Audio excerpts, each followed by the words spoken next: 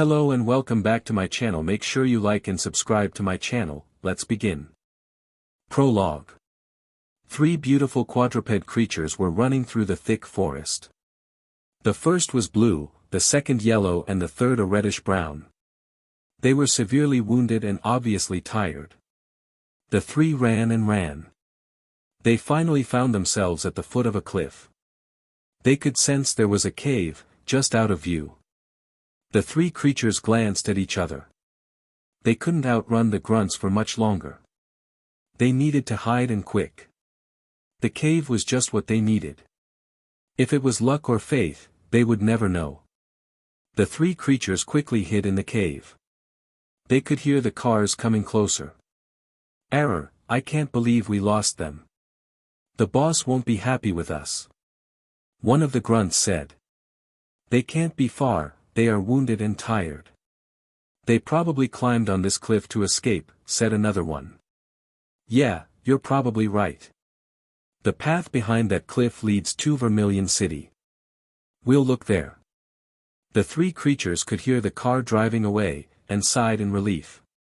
They were too weak and too tired to go anywhere now. They needed to rest.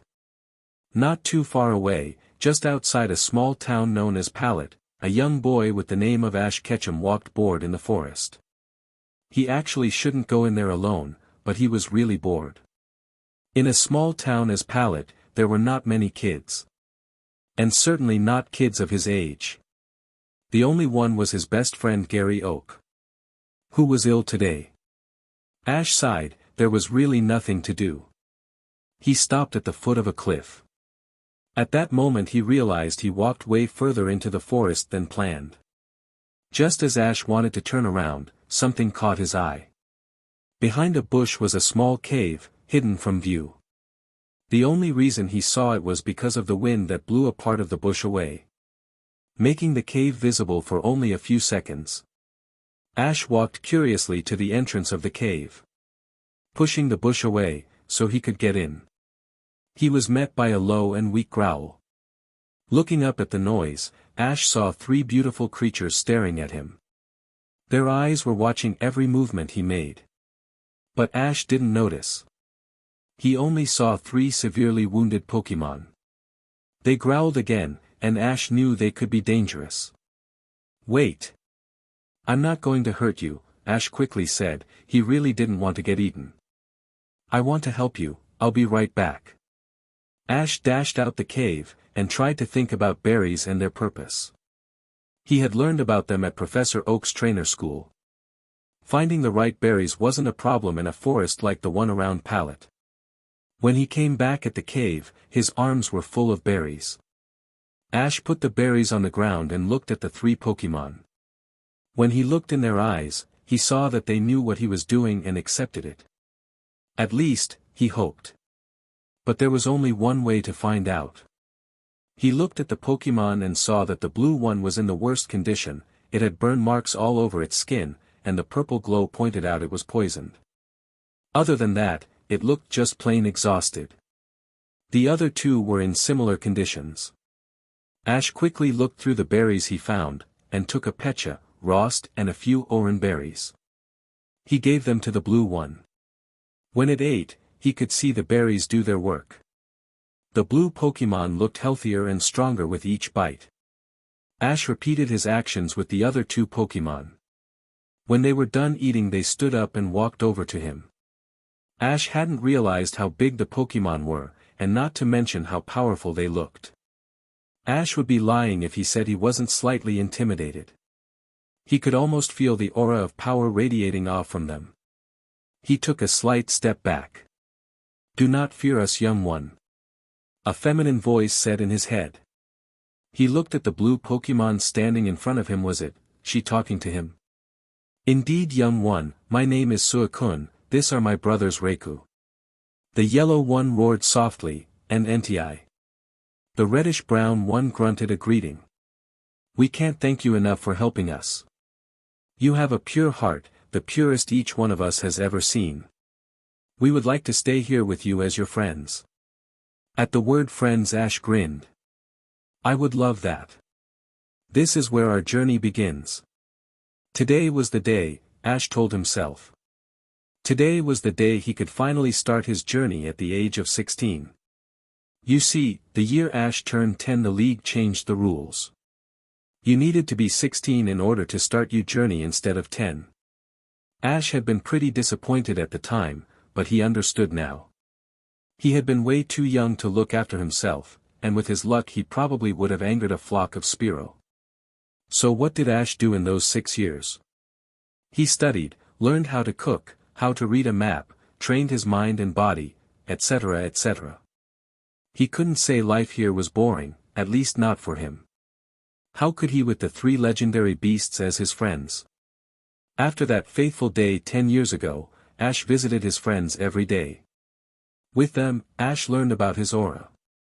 According to them, it was really strong. He learned how to use them while using the techniques he read in books about aura. They were hard to find, but he eventually did. He always practiced his aura powers deep in the forest, where no one could see him. Today was the day, and today he was late. Mom! I'm going to get my starter at Professor Oak's lab. Ash called from the front door. All right, sweetie. His mother said, appearing in front of him. She had a bag in her hands. You almost forgot your bag. She said.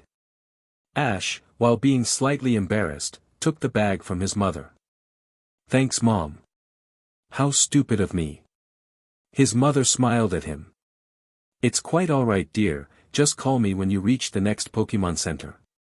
Oh, and don't forget to change your underwear. Mom. Ash complained, I'm 16, I know that by now. But I really need to go, otherwise there will be no Pokémon left for me, I'm already late. As he said that, he quickly hugged his mother goodbye and took off to Professor Oak's lab. What do you mean there are no starters left? Ash cried in desperation when Professor Oak told him the bad news. Well, no original starter. I do have something else, but I'll take it. Ash said immediately. Professor Oak nodded. All right then, just wait for a few minutes, I'll be right back. Professor Oak said, as he walked out of the room. While waiting, Ash looked at himself in a mirror that hung in the lab. It looked a bit out of place in a lab, but it probably had a purpose. His tousled black hair that was covered with a red Pokémon League hat. He also wore a black t-shirt that showed of the muscles he got after years of exercise, a crimson leather jacket, black trousers and finally crimson sneakers. His bag was in the same colors, crimson and black. Over the years, Ash had grown in a handsome young man. Ash knew he wasn't bad looking, but he didn't use it to get girls to do what he wanted. His head snapped up when a door opened and Professor Oak walked in with a round, red and white, object in his hand. It was a Pokeball, Ash realized. The Pokeball with his starter, his new friend. Ash suppressed a smile when Professor Oak handed him the Pokeball. He looked at Professor Oak for permission.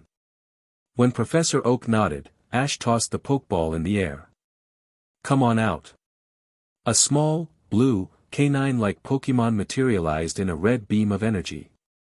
Its red eyes stood confused. Lu. Riolu. Ash kneeled at the Pokémon's side, as he looked in its eyes. Hey Riolu, I'm Ash. Your trainer, I would love to be friends with you, and become strong together. So what do you say? Ash asked as he offered Riolu a hand. He had recognized the Pokémon immediately, how could he not while studying Aura? The Lucario evolution line was discussed a lot. There was even a whole chapter about it. And that chapter was long. Riolu itself looked at his hand for a few seconds, before he happily shook it. Riolu, it cried. Ash grinned. Professor Oak cleared his throat, making Ash and Riolu look up at him. It's always good to see a Pokémon and its trainer become friends that quickly. But I still have a few things for you. Professor Oak said, as he handed Ash a red Pokédex and 6 Pokeballs. I wish you good luck on your journey, Ash, but before you go I recommend that you scan Riolu first, so you will know its gender and its moves. Ash nodded before he pointed the Pokédex at Riolu. Riolu, the emanation Pokémon. When sad or scared, Riolu's aura becomes stronger as a way of signaling its allies. Gender, male. Ability, inner focus. Moves, foresight, quick attack, endure, counter, feint, detect, force palm, blaze kick, egg move. Ash's eyes widened when he saw the moves his new friend knew. Well Riolu, you're one heck of a Pokémon to know all those moves already. Ash praised, as he looked proudly at his new friend. Riolu copied that look, happy he pleased his trainer already. Ash. Professor Oak called. I almost forgot, the whole reason Riolu is here, at my lab, is because I wanted to study his Mega Evolution. But in order to Mega Evolve, Riolu, or any other Pokémon, needs to be in its final evolved form and have a close bond with its trainer. Because of that, I'll give you this Mega Ring, for you to wear, and this Mega Stone, for Riolu to carry when he has evolved into a Lucario. And when he can Mega Evolve, I would like to study him. Any questions? Professor Oak finished his rant. Yeah, what is Mega Evolution? Professor Oak's sweat dropped while he quickly explained the definition of Mega Evolution to Riolu and Ash. Wow! So a Pokémon can evolve after its last form? That's awesome! Ash cried enthusiastically. Riolu barked in agreement. When Ash walked out of the lab, with Riolu, who refused to go back into his Pokeball, sitting on his shoulder. Riolu, I want you to meet some of my friends. Ash thought to his friend, using his aura. Riolu looked surprised. Ash? He heard a young male voice asking uncertainly in his head. Yeah, it's me. I'm sorry I didn't use my aura earlier. But Professor Oak doesn't know about it. I would like to keep it a secret a little longer. That's fine, I understand. It's so cool you can use aura. I already sensed something, but I waved it off. Riolu answered, scratching his head embarrassed. Ash chuckled softly. By the way, who are your friends? Do they know about your aura powers? Yes, they know about my aura powers. And who they are, you'll just have to wait. Ash told Riolu, who signed. After a few minutes walking through the thick forest, Ash finally arrived at the foot of the cliff where he met his friends so many years ago. Hey guys! I'm here, I want you to meet someone. Ash called. Not long after that, his three friends appeared, and Riolu's jaw dropped. If it was because he recognized the three legendary beasts, or because he sensed their overwhelming aura, Ash didn't know. Ash. Who is your friend? Suicune asked. Riolu, Lady Suicune. Riolu answered politely. It was the first. Ash cleared his throat. I'm here to say goodbye. Riolu and I are going on a journey to become the strongest. But I wanted to say goodbye to you before I left. We know that Ash, that's why we, Reiku, NTI, and I, decided we wanted to come with you, as your Pokémon. Suicune's gentle voice said. Reiku and NTI roared in agreement. Ash's jaw dropped. Are you guys serious? When Suicune nodded, a huge smile appeared on his face. Ash took out 3 Pokeballs, and put them in front of his 3 friends. They all tapped the button with their snout, and were SEKED in the Pokeballs. The Pokeballs didn't struggle and dinged all at the same time. Picking up the 3 Pokeballs, now containing his friends. Ash smiled at Riolu, who smiled back.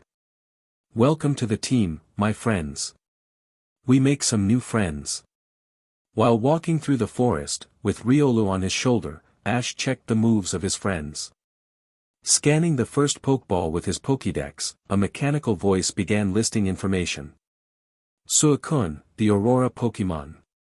It travels the world and purifies water wherever it goes, sailing on the north wind. Gender, female. Ability, pressure, water absorb, hidden.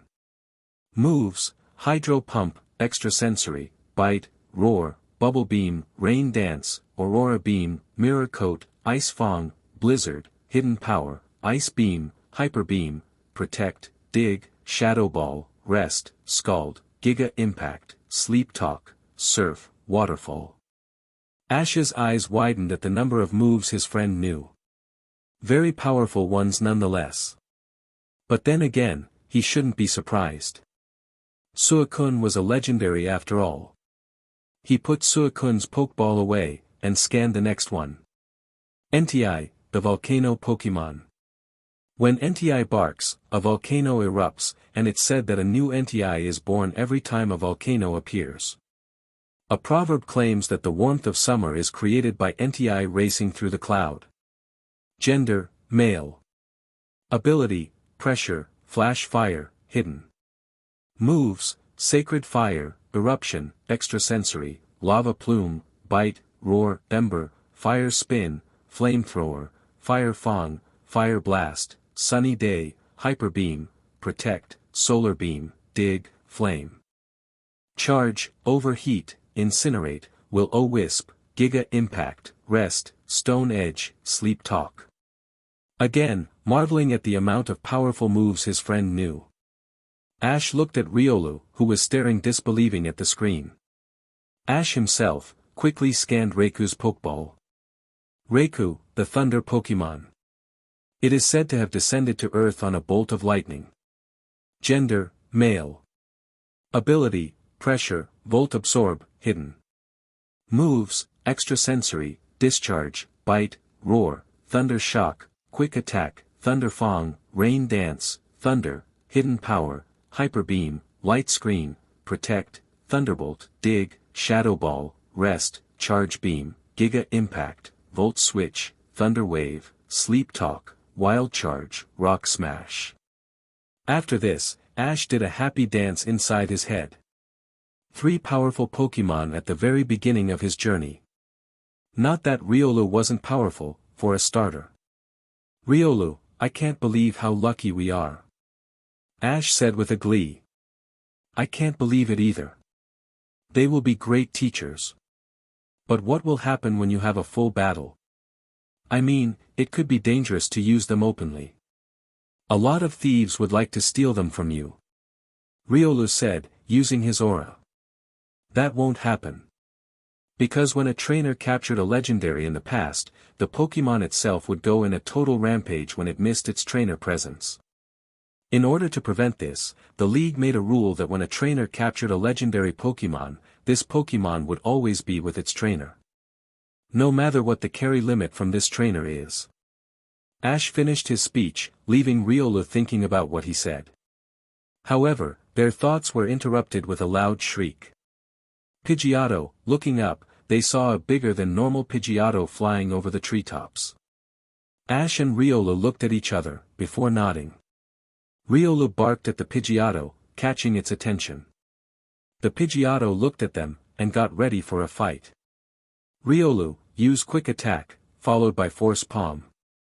Riolu quickly hit the Pidgeotto twice, it cried out in pain and used Quick Attack. Detect. Riolu avoided the move, but wasn't in time to dodge a steel wing. Riolu cried out in pain. Riolu. Are you okay, buddy? When Riolu nodded, Ash grinned. Alright, use Blaze Kick, and then get on its back. Doing exactly what Ash said, Riolu landed a powerful Blaze Kick on Pidgeotto, before jumping on its back. Pidgeotto tried to get Riolu of its back by flying very fast and quickly changing from direction.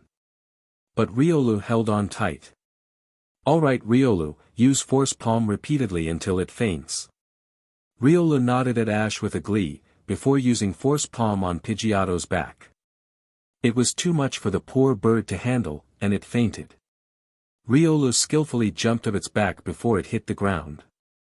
Ash quickly grabbed a Pokeball before throwing it at the fainted Pidgeotto. Pokeball, go! Riolu and Ash watched as the Pokeball moved a few times, before it dinged. Alright Riolu. We captured a new friend. Riolu. Riolu cried jumping happily. Ash released the now awake Pidgeotto, before healing its injuries. Hey Pidgeotto, I'm Ash and this is Riolu. We would like you to travel with us, so what do you say? Pidgeotto looked at Ash and Riolu before it nodded. Alright. I'm going to check your moves now.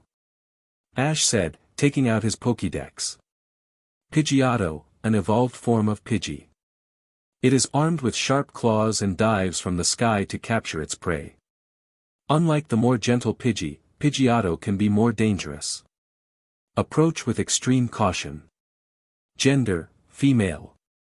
Ability, keen eye, big pecs, hidden. Moves, tackle, sand attack, gust, quick attack, steel wing, whirlwind, twister, fly, brave bird, egg move. Ash looked at Pidgeotto with a grin on his face. You're pretty DMN powerful already, but I promise you that you'll become the strongest Pidgeot around. Ash finished. Pidgeotto looked proudly at him, after she heard the compliments. She reacted with a agreeing. Pidgeotto. Pidgeotto, I would like to form an aura bond with you, so we can communicate telepathically with each other. I already formed one with Riolu automatically because Riolu's species is known for using aura. So what do you say? Ash asked. Pidgeotto took her time to think about the proposal, but eventually agreed. Alright, let's start. Ash quickly formed an aura bond. Pidgeotto, can you hear me? Ash thought to her. Loud and clear, Ash. A feminine voice answered him. Before Ash could comment, he felt a powerful presence through his aura. Do you guys feel? Yes, look up. Ash heard Reiku's gruff voice in his head. An aura bond had formed between them years ago, but they were mostly quiet. Looking up, Ash saw a beautiful bird flying across the sky. Riolu, Pidgeotto, and Ash watched in awe at the bird. Ash managed to make a quick scan with his Pokédex. Ho-Oh, the legendary bird Pokémon. It will reveal itself before a pure-hearted trainer by shining its bright rainbow-colored wings. Just as Ash put his Pokédex away, Ho-Oh looked at him and gave a loud cry. He saw something falling down. It was one of Ho-Oh's feathers. Pick it up, it's Ho-Oh's gift to you. It will give you good luck. But keep it close to your heart, a lot of people would like to claim it. Ash heard Entei's soft voice saying in his head. I will. Ash thought back, picking the feather up and connecting it to a string. He put the string around his neck, letting the feather fall inside his shirt. On his way to Viridian City, Ash passed a lake. Should we take a break here? I sense no one around. So Suicune, Reiku, and Entei will be able to meet Pidgeotto properly. Ash asked his companion. Riolu nodded in agreement. Alright guys, come on out. Ash cried while throwing 4 Pokeballs in the air. 4 beings materialized. Pidgeotto, I want you to meet my 3 oldest friends. These are Suicune, Reiku, and Entei, they all roared a greeting. Ash could see Pidgeotto was intimidated at first, but covered it quickly with a fierce, Pidgeotto. Ash chuckled softly to himself seeing his new teammates' antics. His thoughts, however, were interrupted by a loud roar. A red Gyarados emerged from the lake. It had felt the presence of a powerful Pokémon near and wanted to fight it, since it really didn't have much worthy opponents since it evolved. I roared a challenge. It wants to fight. Ash stated. He looked at his Pokémon. Riolu and Pidgeotto were still too weak to fight a Gyarados, and Ash didn't want them to be hurt. Reiku, would you fight that Gyarados with me? Ash asked. Of course Ash, I understand your reasons. But remember, we are your Pokémon now. If you want us to fight, we will. Reiku's gruff voice replied. Alright, let's battle. Ash said grinning. Reiku stood in front of Ash, ready to fight. Alright, let's start with Thunder Wave and follow up with Thunderbolt. Thunder Wave hit Gyarados, paralyzing it. The Thunderbolt did a lot of damage, but surprisingly the Gyarados was still able to fight. Gyarados fired a Hyper Beam, but Reiku dodged. Alright Reiku, let's finish this with Discharge. The last attack was too much for Gyarados to handle, and it fainted. Ash quickly threw a Pokeball at the fainted Pokémon. They all watched as the Pokeball moved a while before it dinged. With his new Pokémon still inside its ball, Ash checked its moves. Gyarados, the evolved form of Magikarp. Rarely seen in the wild. Huge and vicious, it is capable of destroying entire cities in a rage. Can fire a hyper beam from its mouth. Gender, female. Ability, Intimidate, Moxie, Hidden. Moves, Thrash, Bite, Dragon Rage, Twister, Agua Tail, Hydro Pump, Hyper Beam, Dragon Dance, Flamethrower, Surf. Note, the different coloration of this Pokémon suggests it's a shiny Pokémon. Gyarados was stronger than he expected. But then again, shiny Pokémon were always stronger than their normal colored congeners. And she took a Thunderbolt from Raikou. Even if it wasn't a fully powered Thunderbolt, it still would have knocked out any other Gyarados. Alright Gyarados, come on out. Ash said. A now awake Gyarados appeared in front of him. She looked at him questionably.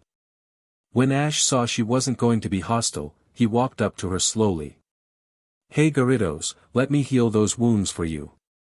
I wouldn't be able to stand it if I would let you be hurt inside your Pokeball, certainly if it was my fault you were hurt in the first place. Gyarados nodded and let Ash heal her wounds. After that she nudged Ash softly with her snout. Hey Gyarados, I would like to form an aura bond with you. That way we will be able to communicate with each other mentally. Gyarados appeared to be thinking, before she looked at him with her intelligent eyes and roared in approval. After Ash formed their bond, he introduced Gyarados to the rest of the team. At sunset, Ash arrived at the Viridian City Pokémon Center. On his way there, Ash had told his friends about his dream to become a Pokémon Master. That is a good goal to have in your life, you will always want to become stronger. Gyarados had told him through their bond, with her surprisingly firm yet gentle voice. Hello, I am Nurse Joy, how can I help you sir? Ash snapped out his thoughts and looked at the young pink-haired Nurse Joy in front of him. She was maybe 1 or 2 years older than him. I would like to have my Pokémon checked and a room for the night. And may I ask where the video phones are? I need to make a quick call. Ash said as he handed Pidgeotto's and Gyarados Pokeballs over to Nurse Joy. Riolu jumped from his shoulder next to the Pokeballs. Of course, the video phones are there in that corner, they are free by the way, and here is your room key, your room is upstairs to your left number 22. Nurse Joy answered handing him the room key. Thanks. Ash said, flashing the pink-haired nurse a grin. Nurse Joy mumbled a, "You're welcome," while blushing. First Ash called his mother. Ash. His mother said, more like screamed his ears of his head, appearing on the screen. Hey Mom. I'm in Viridian City. Ash greeted his mother. You're already there. It took your father 4 days to arrive there, but then again he was kind of a klutz back then. How was your first day traveling? And which Pokémon did you choose? And how many and which Pokémon did you capture? His mother asked. Ash sweat dropped at his mother's behavior, before answering. My first day traveling was awesome. I got a Riolu as starter because I was too late. I also caught 2 other Pokémon, a Pidgeotto and a shiny Gyarados. Of course you were too late and, wait. You caught a Gyarados. And a shiny one too. Ash Ketchum, do you know how dangerous a Gyarados can be? His mother ranted. Mom, mom. Ash tried to interrupt his mother. Stopping her rant, his mother looked at him sheepishly before apologizing. Mom, I know they can be dangerous. But Gyarados is actually quite calm. But I really need to call Professor Oak before I go to sleep. I'll call you when I get in Pewter City. Good night. Alright, sleep well dear. His mother said before breaking the connection. Ash quickly dialed Professor Oak's number. Ash my boy. It's good you called. How are you doing? It's good to see you too Professor. And I'm doing fine. Ash answered. And? Did you capture any Pokémon? Professor Oak asked, eager to know the answer. A little bit too eager. Ash narrowed his eyes before he answered. Yeah, why are you so eager to know that? Professor Oak did a little happy dance before he answered. Gary thought you wouldn't be able to capture at least one Pokémon before you reached Viridian City. And I bet him a 100,000 Pokédollars you would catch at least one Pokémon. And thanks to you, I just won that bet. Professor Oak answered him. Ash smirked inwardly. Beat that, Gary. Ash thought. You're welcome, I will send you some data with my Pokédex. You'll never guess what kind of Pokémon I've seen and captured. Ash said, pulling out Ho-Oh's feather. Professor Oak's eyes widened at the sight of the feather, obviously recognizing it. Is that what I think it is? Send that data over immediately. Professor Oak said. Ash snickered at Professor Oak's reaction. He couldn't wait before he found out what his other Pokémon were. He quickly transferred the data. Ah, I see you captured a total of 5 Pokémon. A Pidgeotto with an impressive move set. Oh my, a shiny Gyarados. How in the name of Arceus did you manage to capture her? She has great moves too. And he found out his other Pokémon, Ash thought. Seeing Professor Oak's expression. You caught the 3 legendary beasts. Professor Oak yelled through the videophone. My boy, how in the name of whatever rules this world did you manage that? Let's just say I've known them for a long time and they wanted to come with me on my journey. They're also the reason how I captured my Gyarados. Ash said. Professor Oak nodded. That's an honorable way to capture a Pokémon. But you must promise I can study them when you return. And I have also a Pokémon for you. It has a bad attitude, so its trainer sent him over because he couldn't handle him. I would like to give him to you. If anyone can knock sense in a Pokémon, it's you. Professor Oak said. Alright, what kind of Pokémon is it? Ash asked. Professor Oak grinned.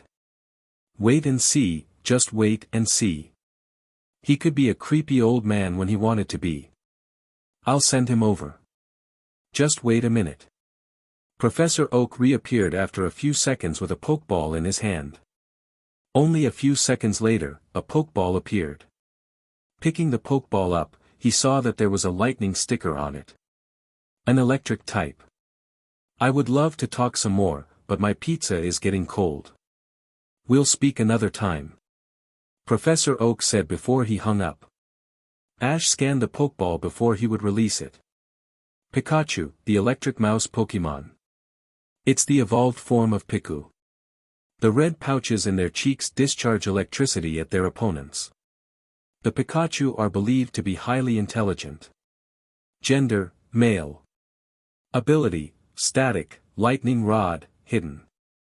Moves, thunder shock, tail whip, quick attack, thunder wave, iron tail, electro ball, thunderbolt, light screen, volt tackle, egg move.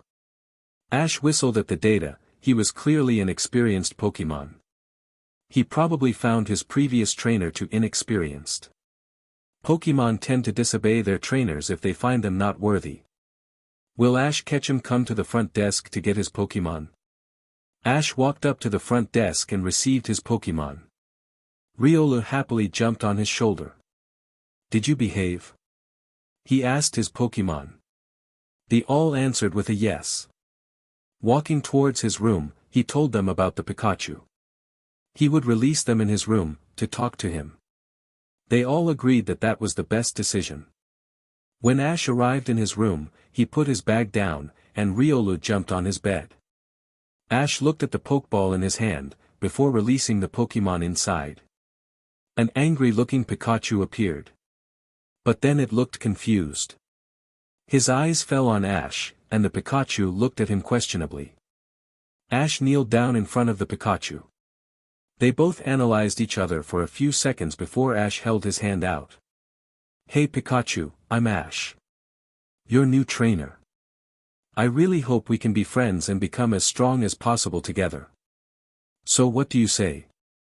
The Pikachu looked at Ash for a few seconds before nodding at him. Alright Pikachu, I would like to form an aura bond with you. That way we will be able to communicate with each other mentally. But I won't do that without your permission. So, would you allow me to do that? Pikachu seemed to be thinking, before it nodded again with a content, Pika. After the bond was formed, Pikachu told Ash that his previous trainer captured him by using all of his Pokémon at the same time. By doing that, the trainer had lost all Pikachu's respect for him.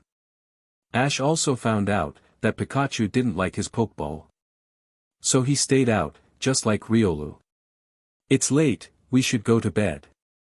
Ash said glancing at the digital clock on the desk. He wished all his Pokémon good night, before falling into a deep slumber. A bugging samurai. Waking up as the sun rose, Ash and his Pokémon decided they would leave the Pokémon Center early in the morning so they could arrive in Pewter City before dawn. With Pikachu and Riolu on his shoulders, Ash walked into the forest. He'd looked up what kind of Pokémon he'd be able to see while walking. He decided he would try to catch a Scyther or a Spearow. Both species were known for their battle spirit, which was exactly what Ash was looking for. Hey Riolu, do you think you can find a Scyther and lead it to me? Ash asked his partner. Riolu nodded, and jumped off his shoulder before disappearing in the thick forest. Alright, let's find that Spearow. Won't we buddy? Ash asked the yellow mouse on his shoulder. Pika Pikachu. The mouse answered. Chuckling, Ash walked further down the path. Suddenly they heard a loud shriek above them. Looking up, they saw what they were looking for. A single Spearow was flying rather lazily in the sky. Pikachu, use Thunderbolt. Ash said, as Pikachu jumped from his shoulder into the air while charging an attack. He released it with a shout of his own name. The powerful attack landed on an unaware bird. Crying out in pain, the bird turned towards the beings that dared to attack it. It wasn't the most feared Pokémon of this forest without a reason. It would show them not to mess with it. While most of its species would have called out for help, this specimen thought that was a sign of weakness. Spearow. It challenged the mouse that had heard it. Ash grinned at the confidence the little bird showed, before ordering another attack. Alright Pikachu, use Thunder Wave and follow up with Electro Ball. The Thunder Wave hit, leaving the opponent unable to move. Before it was hit with another powerful attack. Snapping out of its paralyzing status, the bird then used Aerial Ace trying to hit its opponent. Luckily, Ash was a quick thinker. Pikachu, use Light Screen.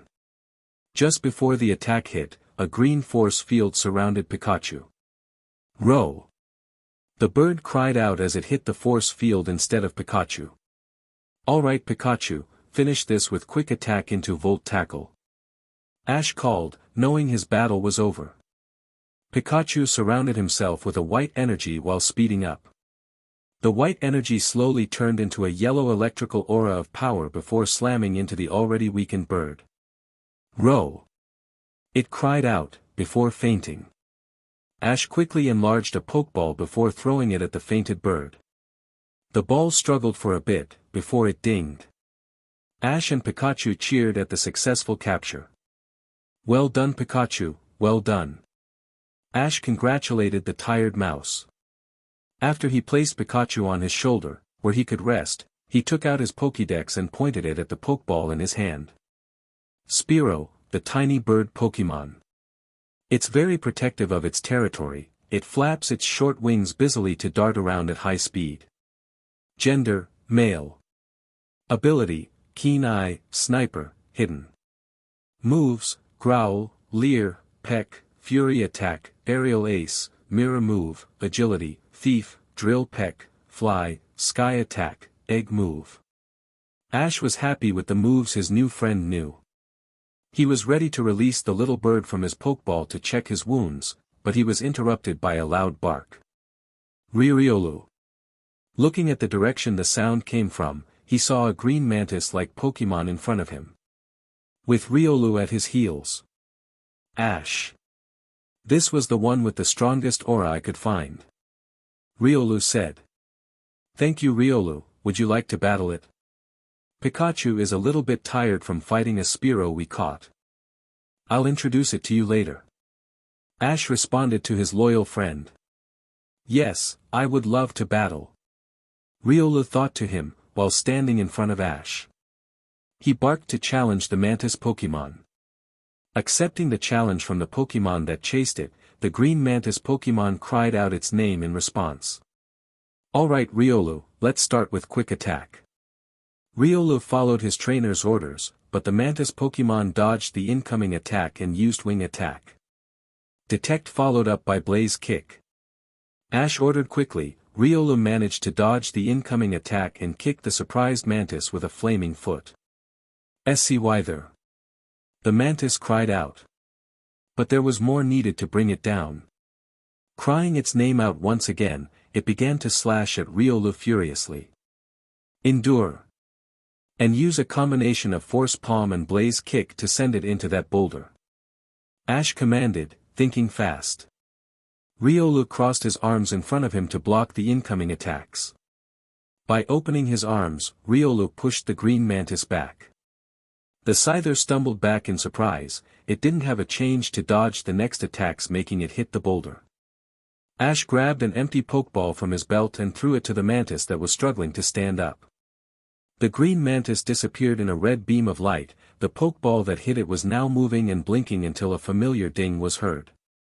Alright. Well done Riolu. Ash said, the yellow mouse on his shoulder jumped down to congratulate his tired friend. Alright, let's see what kind of moves it knows.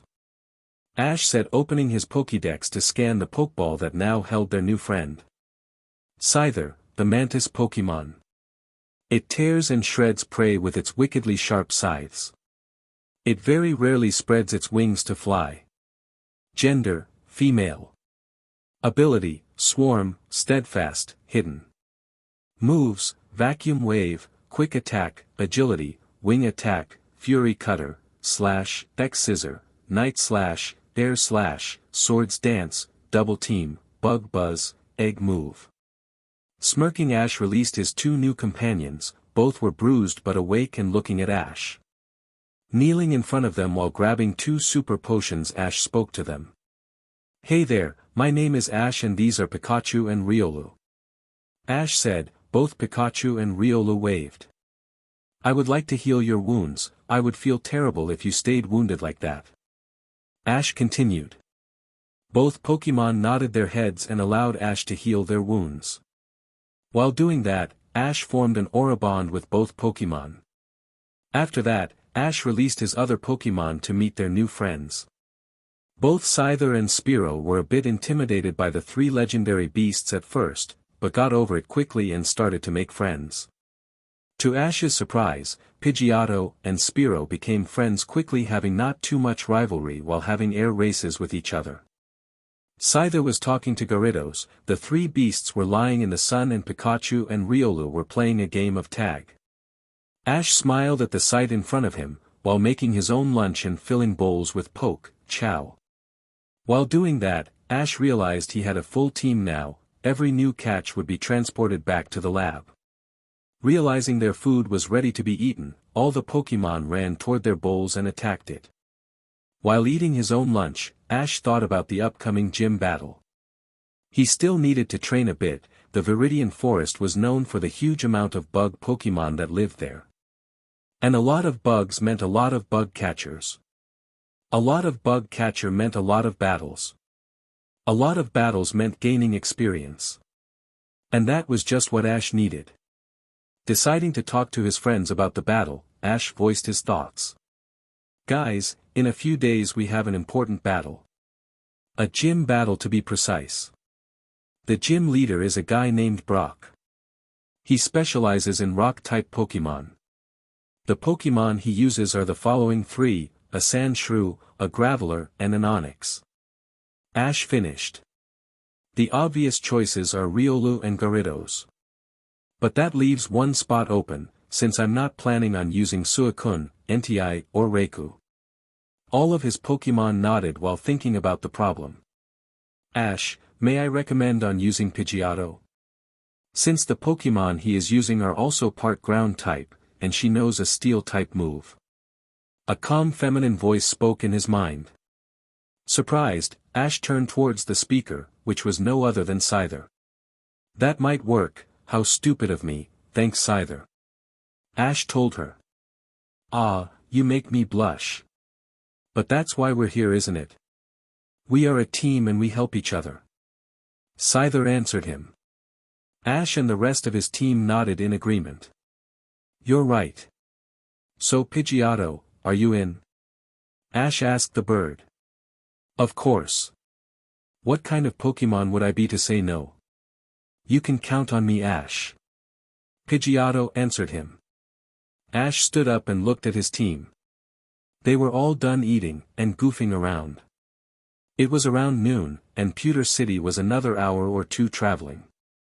Ash decided to travel to Pewter first, check in by a Pokémon Center, sign up for the league and train before he challenged the gym the next day. Ash nodded, satisfied with his plan, before he recalled his Pokémon. With Pikachu on his shoulder, and Riolu walking next to him while eating an apple he picked from a nearby tree. Without a warning, a kid dressed in a samurai outfit that was a little bit too big for him, jumped out of nowhere. Ash, letting out a very manly scream, jumped back surprised. Young Padawan, I, the famous samurai of Viridian Forest, challenge you. The kid, famous samurai of Viridian Forest, cried out. Star Wars much? Ash mumbled. What? I said that I accept you challenge. Ash corrected quickly. The samurai kid, as Ash decided to call him, smirked. Be prepared to lose, I, the famous samurai of Viridian Forest, have already defeated 2 from the town called Pallet. Only 1 managed to beat me, and since then I've trained. The samurai kid ended his speech. This kid really had a major ego problem that Ash would destroy completely, deflate a little while having an honorable battle. DMN, he just met the kid and he made Ash want to punch him. He didn't like people with ego problems. They were annoying. The samurai kid released a Butterfree, that obviously recently evolved. Smirking, Ash released his Spearow, who cried his name out eagerly.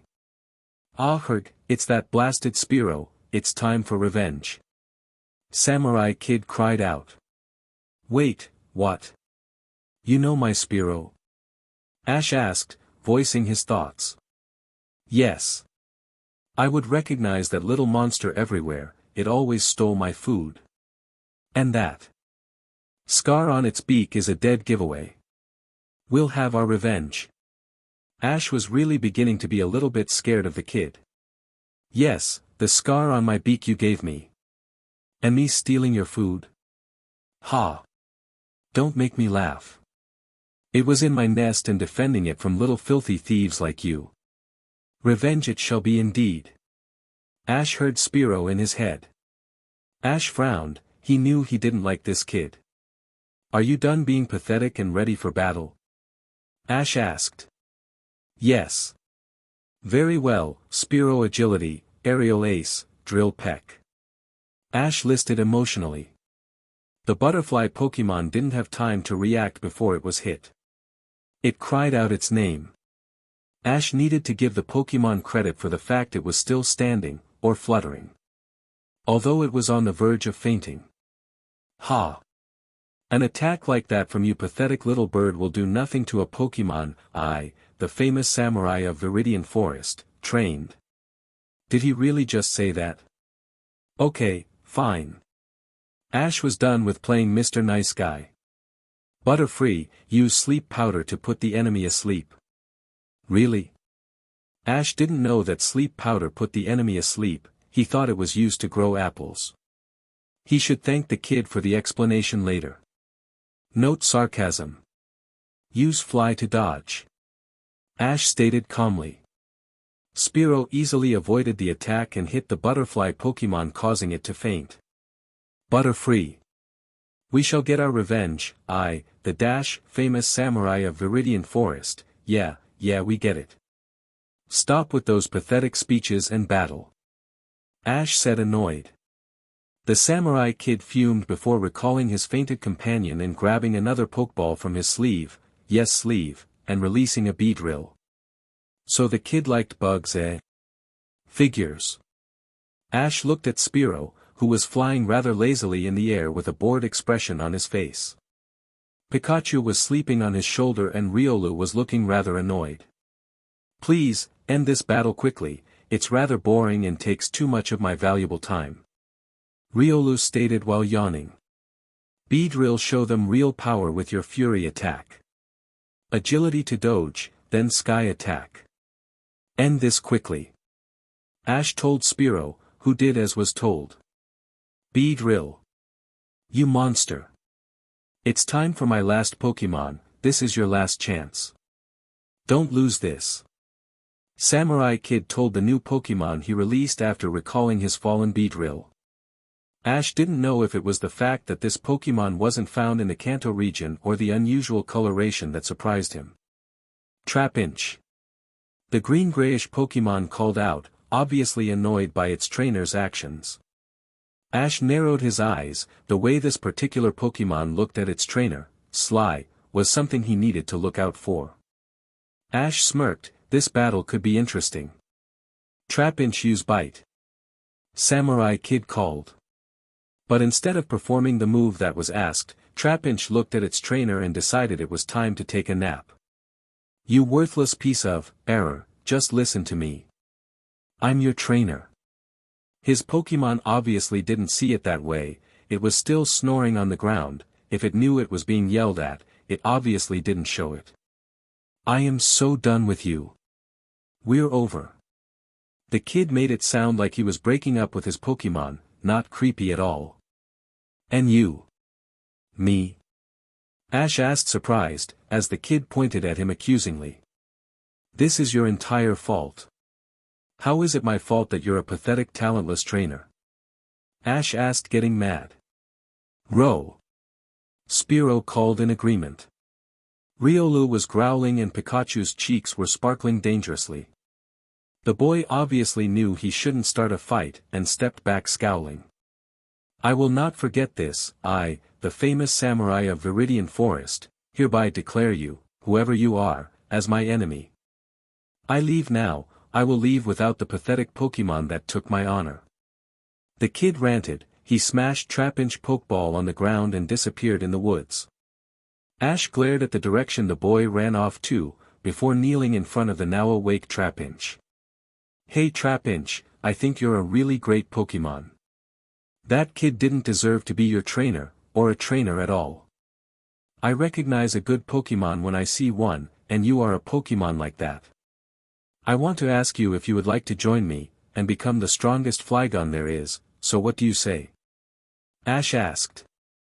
The Pokemon in question appeared to be thinking for a while. It knew it was rare in these parts of the world. A bit of an experienced trainer would try to catch high, without a single thought. Looking at the three Pokemon in front of him, he saw that they were strong and loved their trainer. With this trainer, he could get strong. With this trainer, he would become unbeatable. As Trapinch nodded, Ash grinned and took out a Pokeball. But before he tried to catch Trapinch with it, he warned the Pokemon.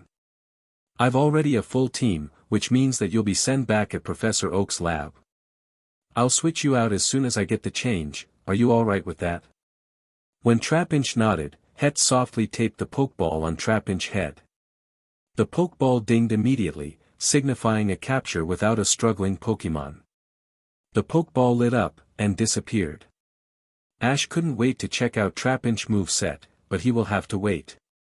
As Ash stood up, he looked at the sky. The sun was setting, the battle had taken more time than Ash had previously thought. Oh well, he was close to Pewter anyways, a 10-minute walk was nothing.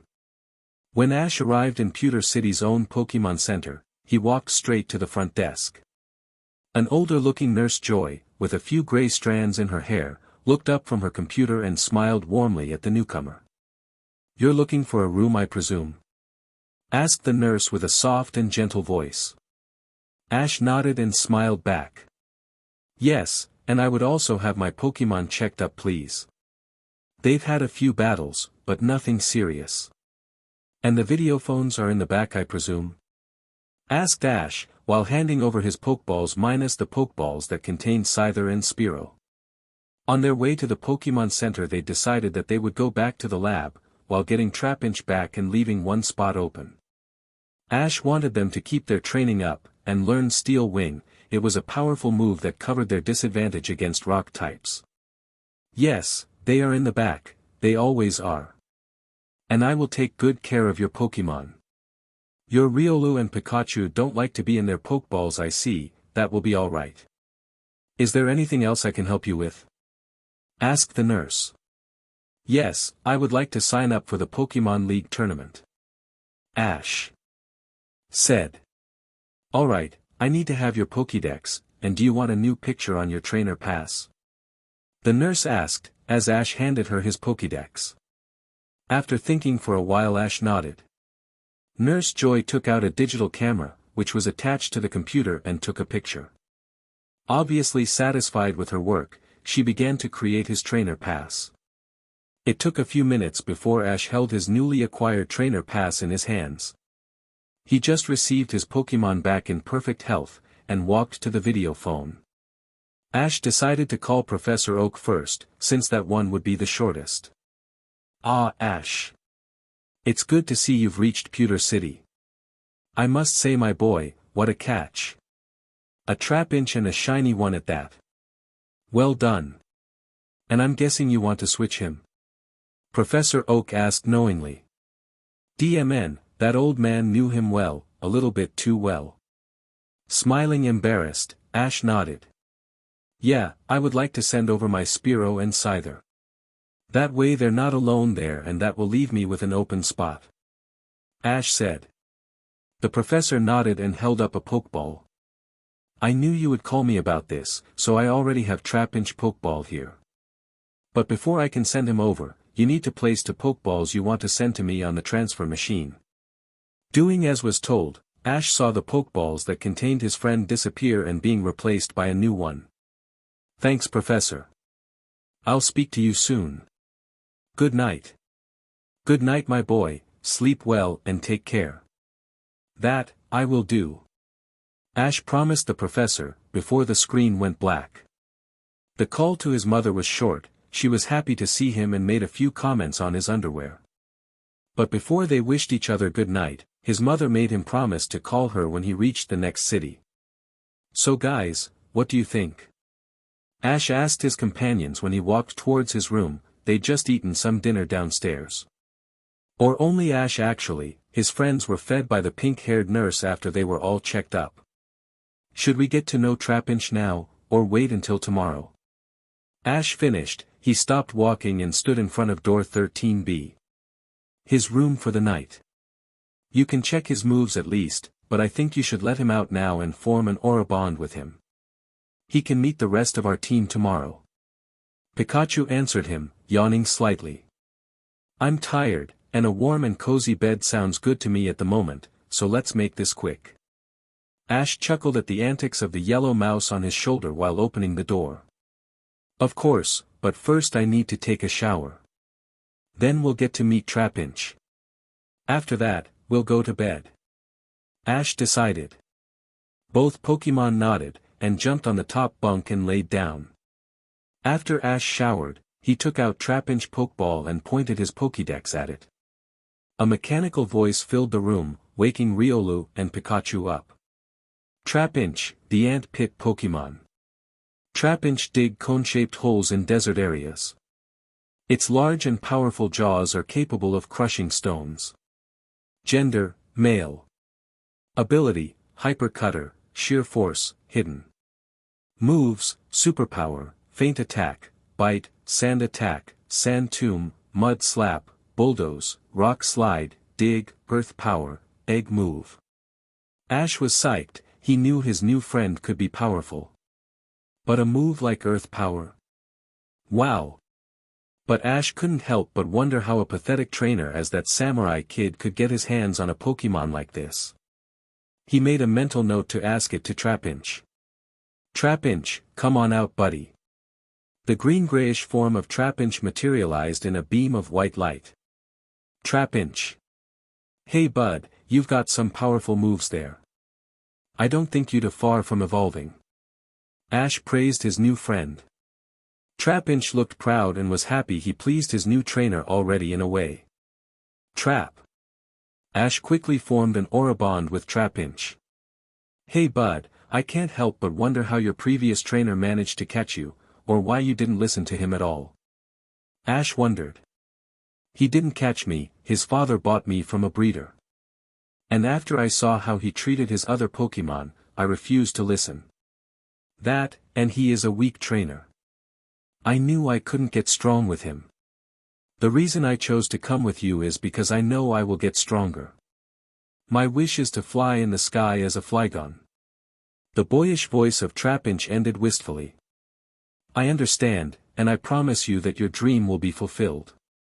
Ash said. Take a good rest my friend, tomorrow we'll start training.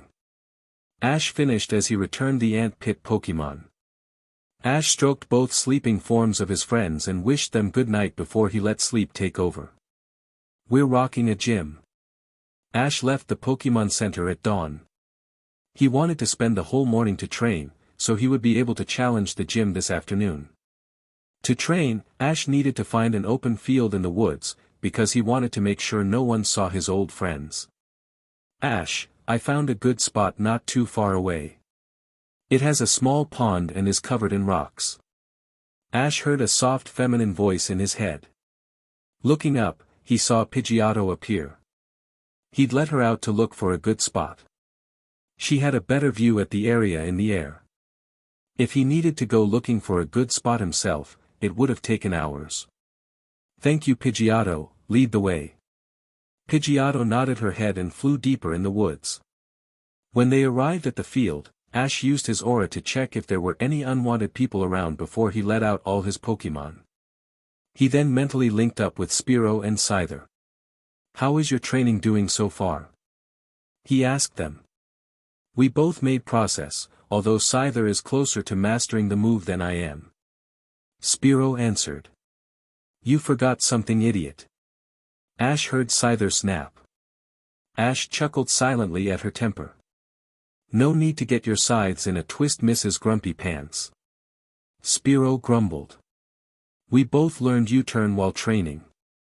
You mean I learned it and you followed me like a stalker begging for me to learn it to you? Scyther answered.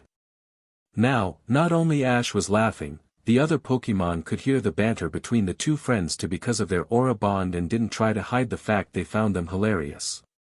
Why you guys? Ash asked mentally, trying to hold his laughter. What? They asked, more like mentally murdering his ability to hear, simultaneously. Ash didn't say anything, but he felt the realization hit them. Well, ignoring that, it's great you both mastered a new move. Keep your training up. Spearow, after you've mastered Steel Wing, I want you to work on your speed and the moves Double Team, Assurance, Roost, Pursuit and Protect.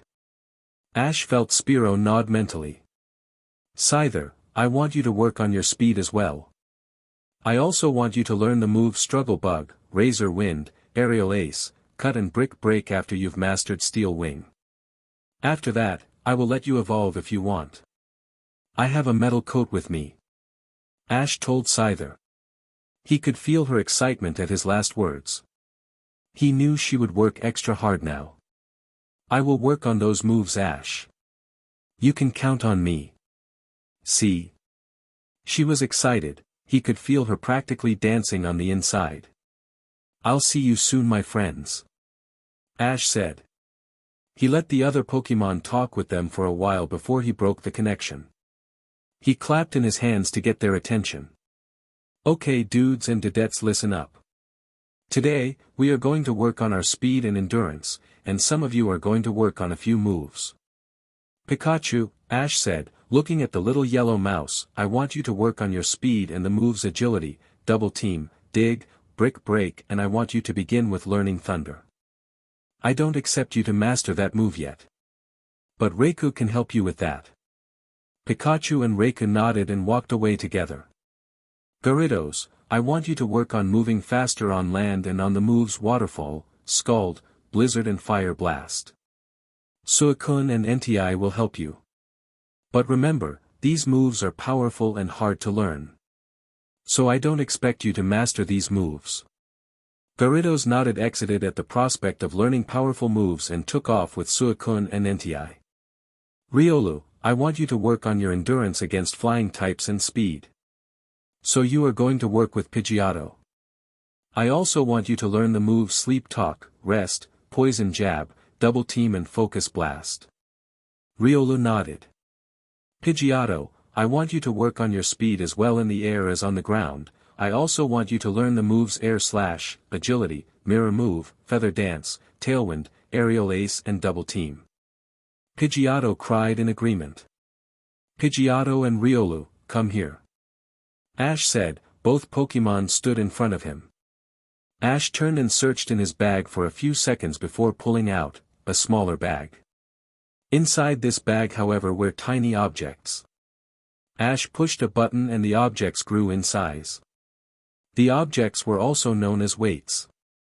Ash mentioned Pidgeotto to come forward and Ash put the weights on her wings and legs.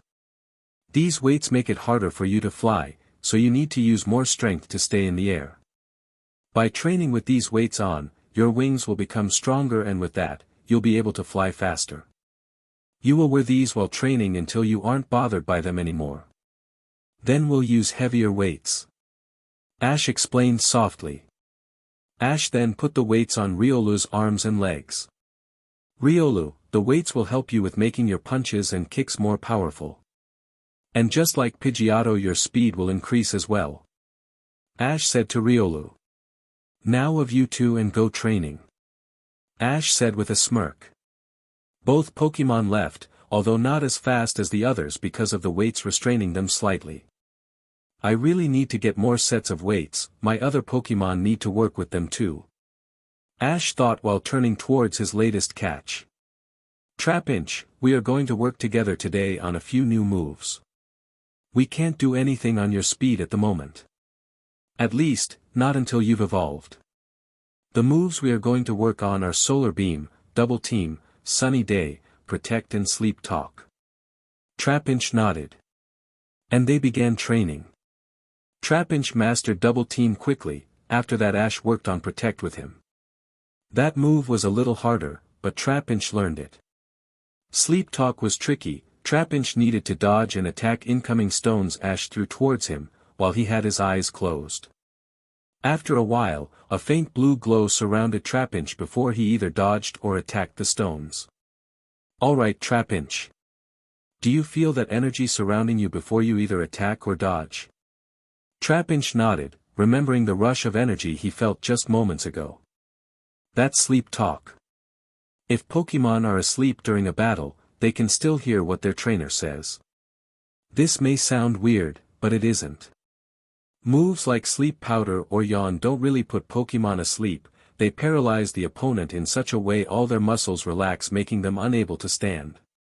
But it doesn't take away your ability to think. You know what is going on around you but you can't do anything about it. A move like Sleep Talk randomly chooses a move you know yourself to attack the opponent while you're asleep. It will also work when you're in a situation you're unable to see your opponent. Like when you're in a sandstorm. Ash explained Trapinch patiently.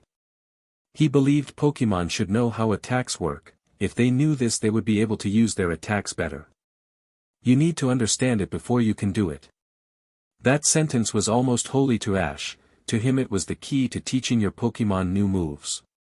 The Pokémon in question nodded his head, he understood. Well, it's lunch time now. Rest a little bit before we start on Sunny Day. Ash told Trapinch, who just nodded. Alright guys. Time for a break. Ash called, all of his Pokémon walked towards him to rest. He took notice how Gyarados moved her body like a snake, making it easier for her to move around on land. Ash filled all their bowls, while asking everyone on their process. Pikachu mastered Agility, Double Team and Dig. Brick Break was almost mastered, but Pikachu had still trouble with Thunder. He'd told Ash that the amount of energy needed for that move was enormous. It would still take a little bit more training before he would have mastered that. Gyarados managed to master Waterfall and Scald. She almost had Fire Blast under control, but had still trouble with the move Blizzard because it was a type of move she didn't have any experience with. Pidgeotto mastered Aerial Ace, Double Team, Feather Dance, Tailwind and Agility. Ash was surprised with the amount of moves she'd mastered. She still had some trouble with Air Slash and Mirror Move. He promised to send her to the lab.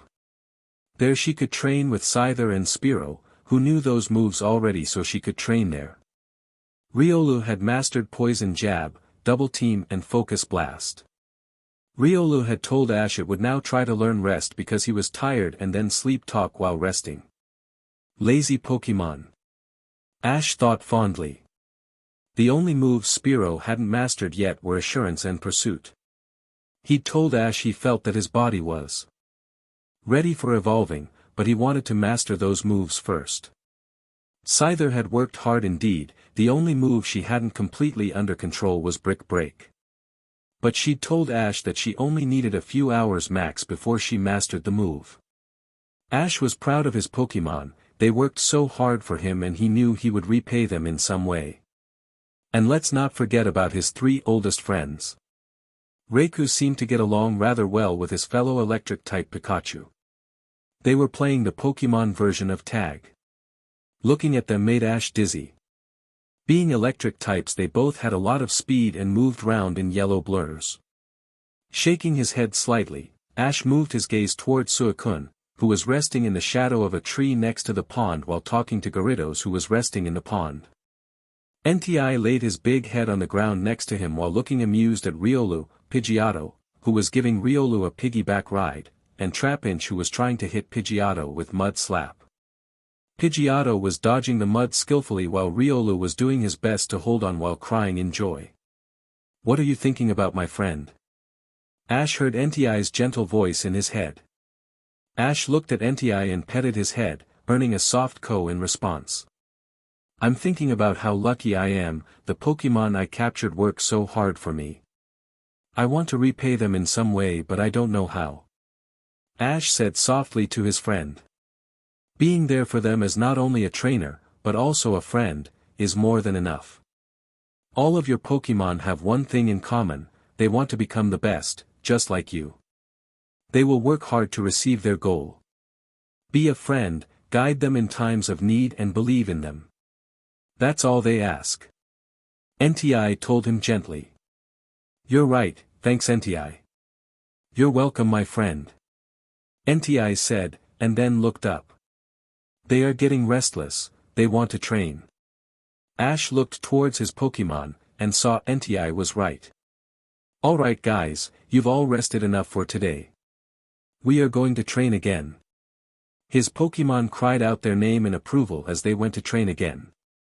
Ash saw that Trapinch made his way over to him. "Alright, let's start with that sunny day of yours, huh? Can you heal my Pokémon please?" Ash asked the nurse behind the desk, while handing his Pokeballs to her. Riolu and Pikachu jumped on the desk. "Of course, you are going to challenge the gym?" asked the nurse kindly. "Yes, I am," Ash answered. "Ah, then I suppose you are going to challenge the beginners tournament that is held here in Pewter City?" "The what?" "Oh, so you're not aware of the tournament, I suppose." "No, I'm not. But it does sound rather interesting. Do you care to explain?" Ash asked, genuinely interested. "Of course." The nurse smiled kindly, while pointing to a poster on the wall. "The tournament is held tomorrow. Everyone with the Boulder badge is able to enter. Well, let me repeat that.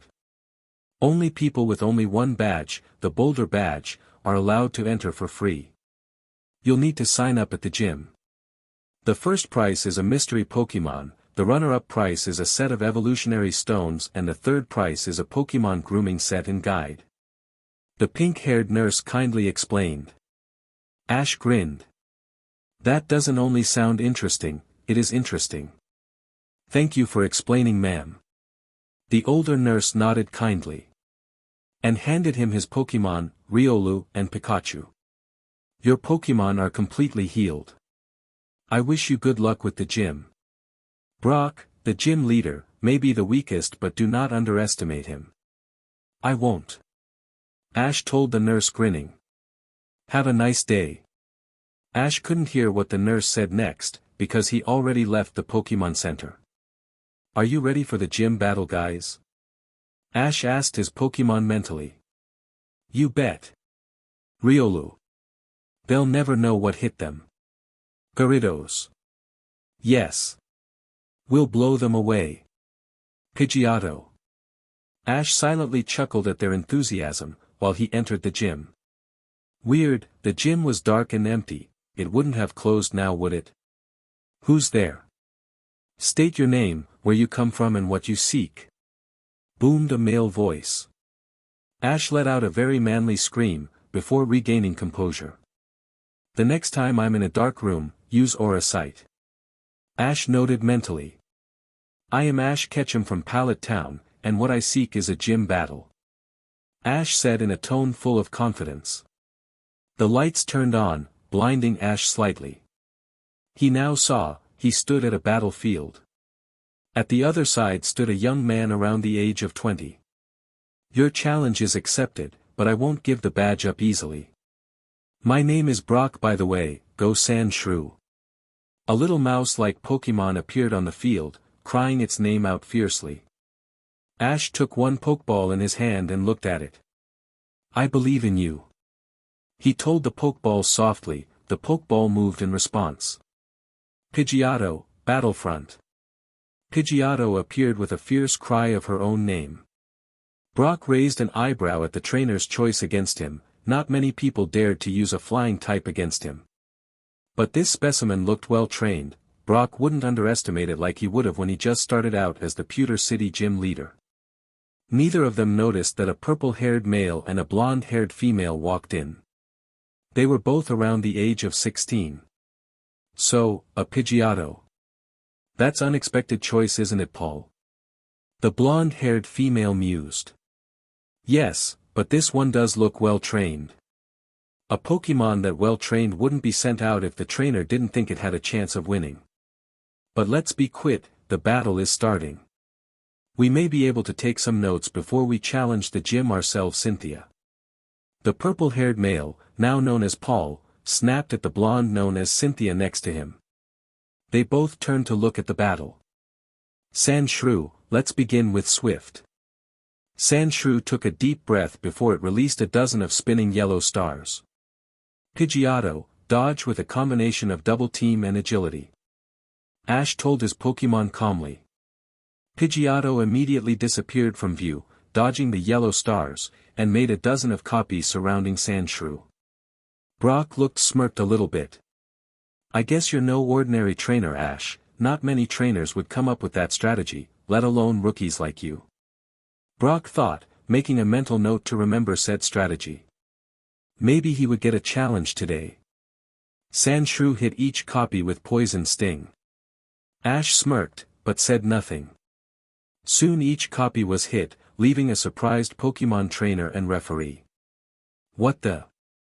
Pidgeotto. Ash said while looking. A confused Brock directly in the eye. Use Quick Attack, Steel Wing and Brave Bird. Pidgeotto dove down towards the battlefield with an amazing speed, her wings glowing in a metallic color and an orange fire surrounding her. But before she hit the ground she flew horizontally and the color of the flames turned from orange to blue. Sandshrew, try to dodge. Brock called. He had forgotten to look up. Pidgeotto had hidden herself near one of the spotlights, in such an angle that her shadow fell behind him on the wall. No one would look behind themselves to search for a shadow, and the light of the spotlights would blind him would he ever look up. Smart.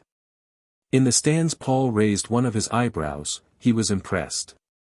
He needed to remember that one. But the warning was too late. Sandshrew was too slow and was hit with a powerful attack. Sandshrew. Are you okay? The ground mouse nodded, while winching slightly. That had hurt, but not enough to knock him out, yet. Brock saw that Pidgeotto had taken some recoil damage from the powerful attack. I need to end this quick, Sandshrew can't take more of those attacks. Brock mumbled to himself. Sandshrew, use rollout. Sandshrew rolled himself in a tight ball and started rolling at the bird Pokémon at a high speed. Auto. The bird Pokémon cried out in pain, the super effective attack hurt her a lot. Ash frowned to himself, he should have told her to dodge and he underestimated the speed of their opponent. Because of this mistake, Pidgeotto took quite some damage. He needed to end this quick. Pidgeotto, can you go on? He asked. When she nodded her head and gave him a determined cry, Riolu and Pikachu cheered her on. Of course, I won't be beaten by that little mouse. And the damage I took looks worse than it is. Alright, use Tail Wind and Feather Dance followed up by Sand Attack and Double Team and finish with a combination of Steel Wing and Twister. Ash called. It was too late for Brock to call out anything. By then Sandshrew was already blinded by Sand Attack and saw how a dozen of copies from Pidgeotto performed Twister and flew after it with Steel Wing. The powerful attacks were too much for Sandshrew, and he fainted. Sandshrew is unable to battle, the winner of this round is Pidgeotto. Gym leader, please send out your next Pokémon. The referee called, he'd never seen Sandshrew been beaten by a flying type nonetheless. In the stands, Cynthia and Paul looked wide-eyed at the performance of the flying type. It hadn't taken too much damage, it looked like it could go another round.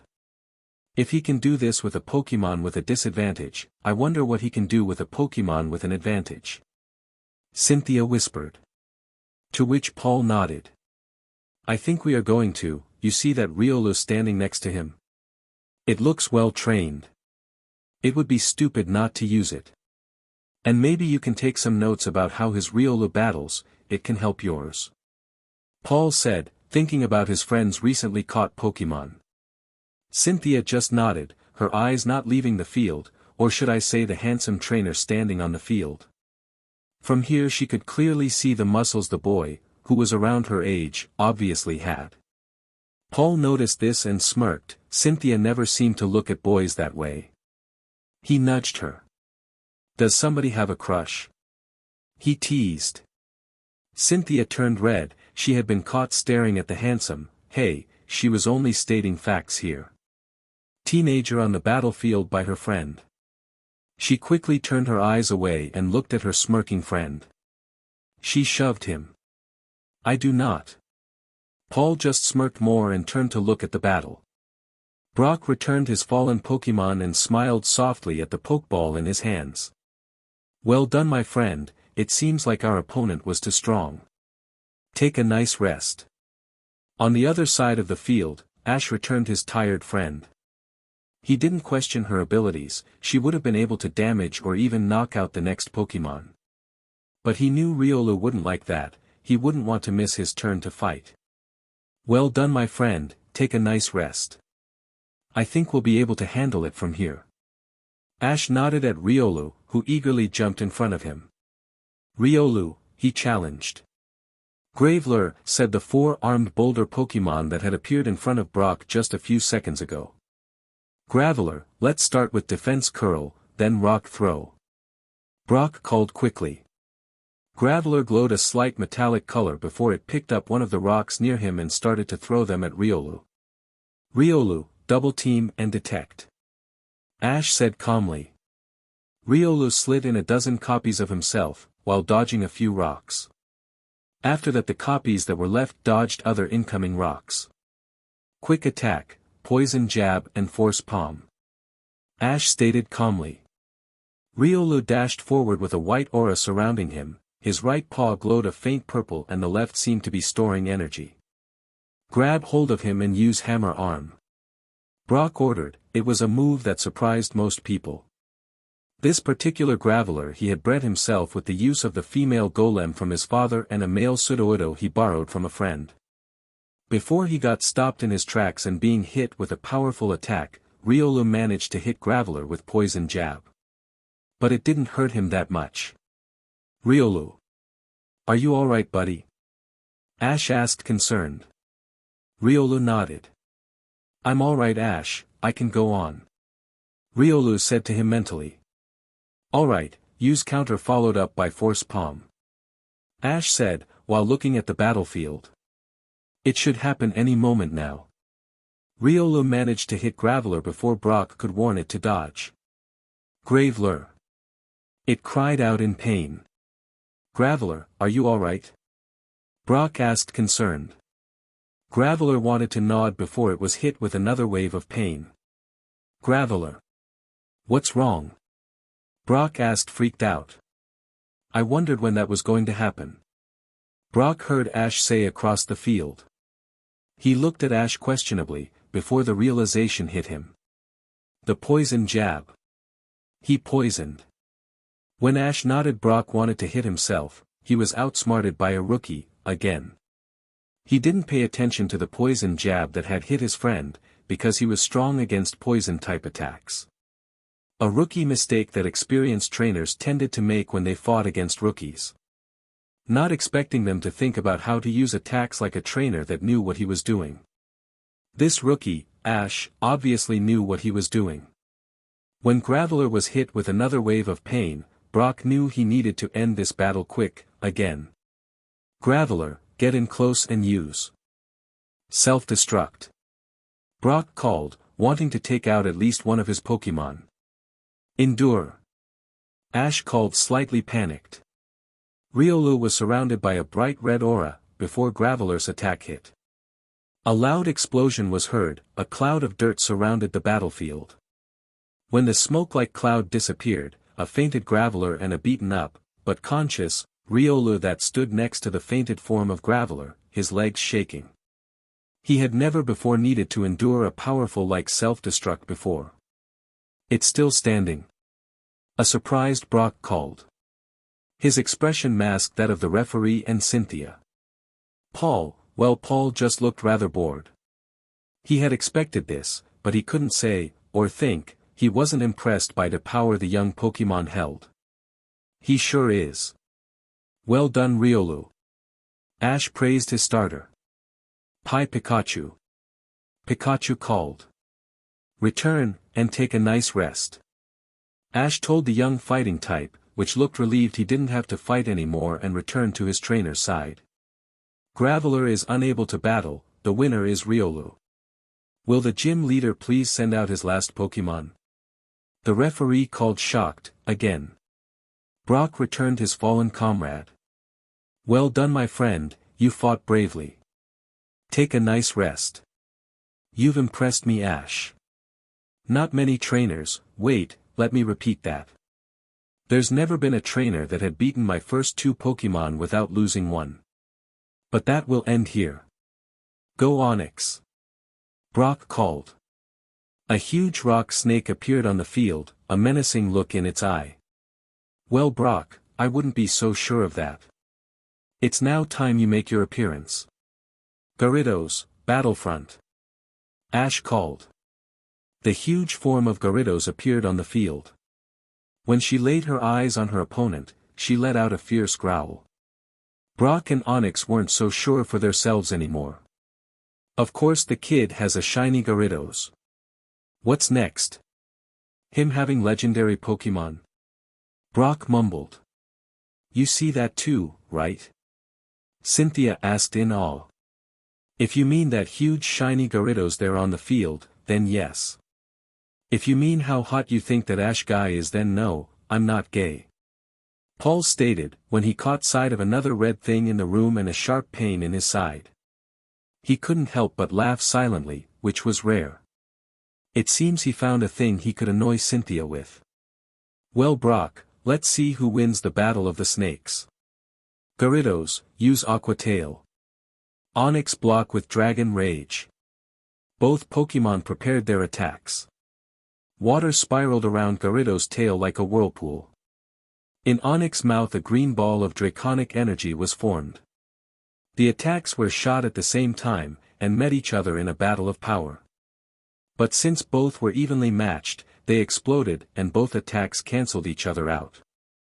Both Brock and Ash didn't waste any time to call out their next attack.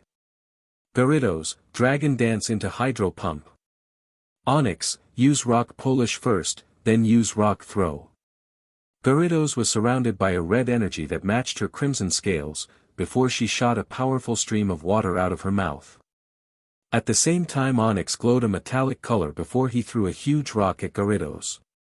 But water proved to be superior to rock, as the rock exploded when it hit the stream of water. A cry of pain was heard when Gyarados' powerful attack hit Onix. Gyarados cried in victory. "Alright Gyarados, Dragon Dance twice, and finish with a combination of Surf and Twister." Ash called smirking while Gyarados glowed red twice before it gave a fierce cry, storing her power. "Why is he smirking?" a confused Cynthia mumbled. "Isn't it obvious?" When Cynthia was still looking as confused as before, Paul sighed. "That Gyarados is obviously at a much higher level than Onix.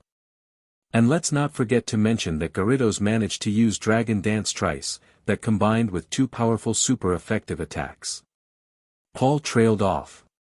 "Means that if this attack hits, it's over." Cynthia finished, understanding it now. Paul just nodded. Brock seems to realize the same thing. "Onix. Try to dodge." Brock called frantically. But it was too late, he could only helplessly watch how the powerful tornado of water created by Gyarados hit his beloved Onix. Onix is unable to battle. Since the gym leader of Pewter City doesn't have any Pokémon left, it means that the challenger won the match. The referee called. Brock silently recalled his fallen friend. "Well done, take a nice rest." He mumbled softly. "You were amazing Gyarados. We won." Ash laughs, and ran to Gyarados who lowered her head, but not before giving a fierce roar in victory, to look at her trainer. He petted her, and she cooed softly. Pikachu and Riolu cheered, and the rest of the Pokémon cheered loudly trough their shared link. "Well, I've never been beaten so easily before, well done. Herbie, I give you the Boulder badge," Brock declared, handing Ash the badge. The badge itself was shaped as a grey octagon. Who quickly put the badge in his rightful place in his badge case. "Thank you, that was a great battle," Ash said while he shook Brock's hand. "I heard something about a tournament, the beginner's tournament it was called, I believe. Nurse Joy said I should be able to sign up for the tournament here at the gym." Ash said. "Yes, the beginner's tournament indeed. At the entrance of the gym, there's a computer. You only have to let it scan your Pokédex. Your win is already registered in there, just as the amount of money you got. With this win should have earned quite some money." Brock finished thoughtfully. Ash just nodded. "Thank you, I should register now and let my Pokémon have a quick checkup by the Pokémon Center. Maybe I'll see you again, goodbye Brock." Ash called walking away. "That boy surely is somebody else," Brock mumbled. Then his eyes fell on the two teens in the stand. "It seems that I have more challengers today," Brock told himself, while he walked to the two teens and greeting them. "So, we've been registered to enter the tournament," Ash told the yellow mouse on his shoulder, while he handed the Pokémon that battled today to the pink-haired nurse. "Yes, which Pokémon are you going to use?" "You can only use 3. Ash heard Pikachu ask mentally. "Yes, I know. I've decided to use you Pikachu, Trapinch and Scyther. But I promise to evolve her, so that will happen before the tournament," Ash told Pikachu. Pikachu nodded, and looked happy that he would be in the tournament. "Who are you going to send back?" Pikachu asked. "I decided I will send Pidgeotto back to the lab, so she can work on those moves with Spearow," Ash told him. Pikachu nodded. "Will Ash Ketchum please come to the front desk, your Pokémon are ready." Ash heard the voice of Nurse Joy trough the intercom. Ash stood up from his chair, and walked to the front desk. When he got his Pokémon, Ash walked to the video phones. "Ash my boy. How are you? Did you already challenge the gym?" the professor asked. "Hey Prof. I'm great, and yes I challenged the gym and won. I'm going to take part in the beginners tournament that is held here tomorrow. And that's actually the reason I called. I want to exchange Pidgeotto for Scyther. Ash told the professor. Ah yes, the beginners tournament. Sadly my grandson didn't want to participate, he already defeated the Pewter City gym this morning. But he decided he wanted to be in Cerulean City before dark, he just called me to tell me he arrived there already. The professor told Ash. Ash just nodded. Wait a few seconds, then I will retrieve Scyther's Pokeball. The professor told Ash. He disappeared for a minute before he appeared on the screen again with a Pokeball in his hand. They both put the Pokeballs they wanted to exchange in the transporter.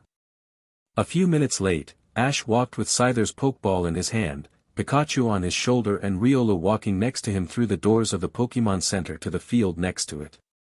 In the corner from his eyes he could see two figures walking into the Pokémon Center.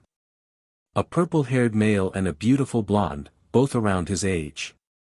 Ash turned his head back towards his Pokeball as he released Scyther. It's time. He told her, showing the metal coat. Scyther's eyes filled with enthusiasm. Are you ready? Ash asked her. When she nodded, Ash softly placed the metal coat on her head. Almost immediately, Scyther began to glow. She grew taller. When the light died down, a new Pokémon stood in front of him. His Pokédex beeped, and Ash looked at it. Your Pokémon has evolved. Scyther, the pincer Pokémon and the evolved form of Scyther. It threatens enemies with its eye-pattern claws, which can swing with tremendous force when used in battle. Warning, your Pokémon's type changed. New type, Bug, Steel. Upon evolution your Pokémon learned the following moves, Hyper Beam, Metal Claw. When Ash closed his Pokédex, he looked at Scyther in awe. She was the first Pokémon he saw evolve. You look great Scyther, and it looks like you learned some new moves too. He said grinning at her. She grinned back. Yes, I feel great too. I can't wait to try those new moves out. Scyther told him mentally. Why wait when we can do it now? Use Metal Claw on that rock. Ash told his Pokémon, pointing at a random rock that laid on the field. Scyther smirked as her claws glowed a metallic color, and rushed toward the rock with speed that increased upon evolution. The rock never stood a chance, it was crushed in a matter of seconds. Well done. That was awesome Scyther. Ash cheered with Riolu and Pikachu. Scyther just smirked at her trainer praise. Alright, let's try Hyper Beam on another rock. Ash told her. Scyther looked for a rock and opened her claws, pointing at the rock. An orange ball of energy was formed. It took a few seconds before an orange beam shot at the unexpected rock, destroying it in a matter of seconds. That's one strong Scyther you have there. A male voice said behind him.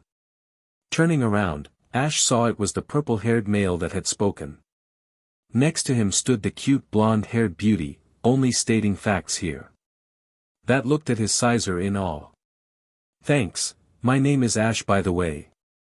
Ash told them after a while. I'm Paul. The purple-haired male said. And this is Cynthia, we saw your battle today and we were impressed. You have some strong Pokémon.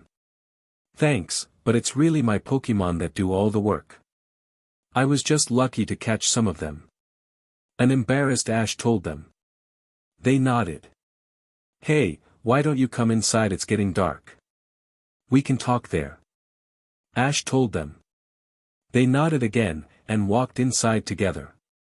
Ash got to know them better, they were both from the Sinnoh region and decided to travel together through Kanto.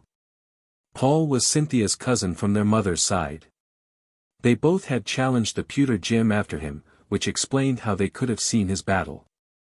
They got along great, and Ash was happy he made some new friends and rivals. He would see them in the tournament tomorrow, the tournament he would win. They said each other good night, and parted ways. They sure are something special, aren't they Riolu? Ash asked his starter, looking up at the ceiling as he lay in his bed. Pikachu was already sleeping. And are you sure you don't mean Cynthia instead of they? A smirking Riolu asked. Oh, shut up. Good night, Riolu. Yes, have sweet dreams full with Cynthia and thing I don't want to know. Riolu teased. I said good night. Ash snapped. Riolu smirked. It seems he found something he could annoy Ash with. He couldn't wait to tell Pikachu the next morning. Good night, Ash. A battleful day. Alright guys, Ash said, looking at his Pokémon. We've only a few hours left before the tournament starts and I want to do some last-minute training. All of his Pokémon nodded and waited patiently on their trainer's orders. Gyarados, I want you to work on Blizzard. You've been training on it already but I want it to be mastered within the next week. I also want you to work on your speed on the land. The big red-colored sea serpent nodded her head and slithered away. Riolu, I want you to work on your aura sight. I want you to take in all of your surroundings. This will help you in future battles when an opponent uses a move like Dig, or somehow lowers your ability to see your surroundings quicker. The little blue jackal Pokémon nodded his head, and sat down in the shadow of a big pine while closing his eyes. His ears glowed a slight blue and rose up. Alright, Ash said, directing his attention to the tree beasts. You can have a day of, explore the area but make sure no one sees you. I'll call you when you need to come back. They nodded and run off to Arceus knows where. Pidgeotto, Spearow, I want you to work on your speed and agility in the air and on the ground. Pidgeotto, work on air slash and mirror move. Spearow can help you with that one. And I want those two to be mastered within a week. Ash got 2 mental nods, and focused on the last 3 Pokémon standing in front of him. I'm going to use you 3, as you know, for the tournament. I expect you to be serious about this. It's our first tournament and I really don't want to mess this up. We are only able to win with a lot of teamwork. We are fighting 3 single battles against each opponent. The one trainer that wins most of those battles wins. So everyone will fight. They made this rule to let them know who the stronger trainer is. For example, I need to use 3 different Pokémon, and oh. Surprise, surprise, I actually have 3 Pokémon. But I only have a Gyarados and 2 Magikarp. My opponent has 3 Pokémon around the same level, but they are all weaker than my Gyarados.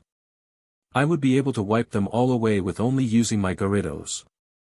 And that's not exactly fair, because my Magikarp are far weaker than my opponent's Pokémon. What I am trying to say is that the jury will not let us rely on one single Pokémon, but on 3 different ones. That way trainers who've just started out will learn not to train only one Pokémon. It's sad, but it does happen. Do you understand? Ash asked, finishing his rant. His Pokémon nodded, they understood. Alright, Pikachu, work on Thunder. I want it to be mastered within a week. Work on your speed as well. But let me put on these weights first. Ash said to the yellow mouse in front of him, while putting on the weights. Pikachu nodded and ran off when Ash was done. Scyther, you need to get used to your new form. Work on your speed and agility. And try to increase the amount of hyper beams within a minute without letting the move be less powerful. Scyther nodded, and she disappeared in a flash. He could already hear explosions. Ash knew that Hyper Beam was her favorite move to use and she would like to make it stronger. Alright Trapinch, I want you to work on Sunny Day and Solar Beam. I want you to, just like Scyther, increase the amount of solar beams within a minute.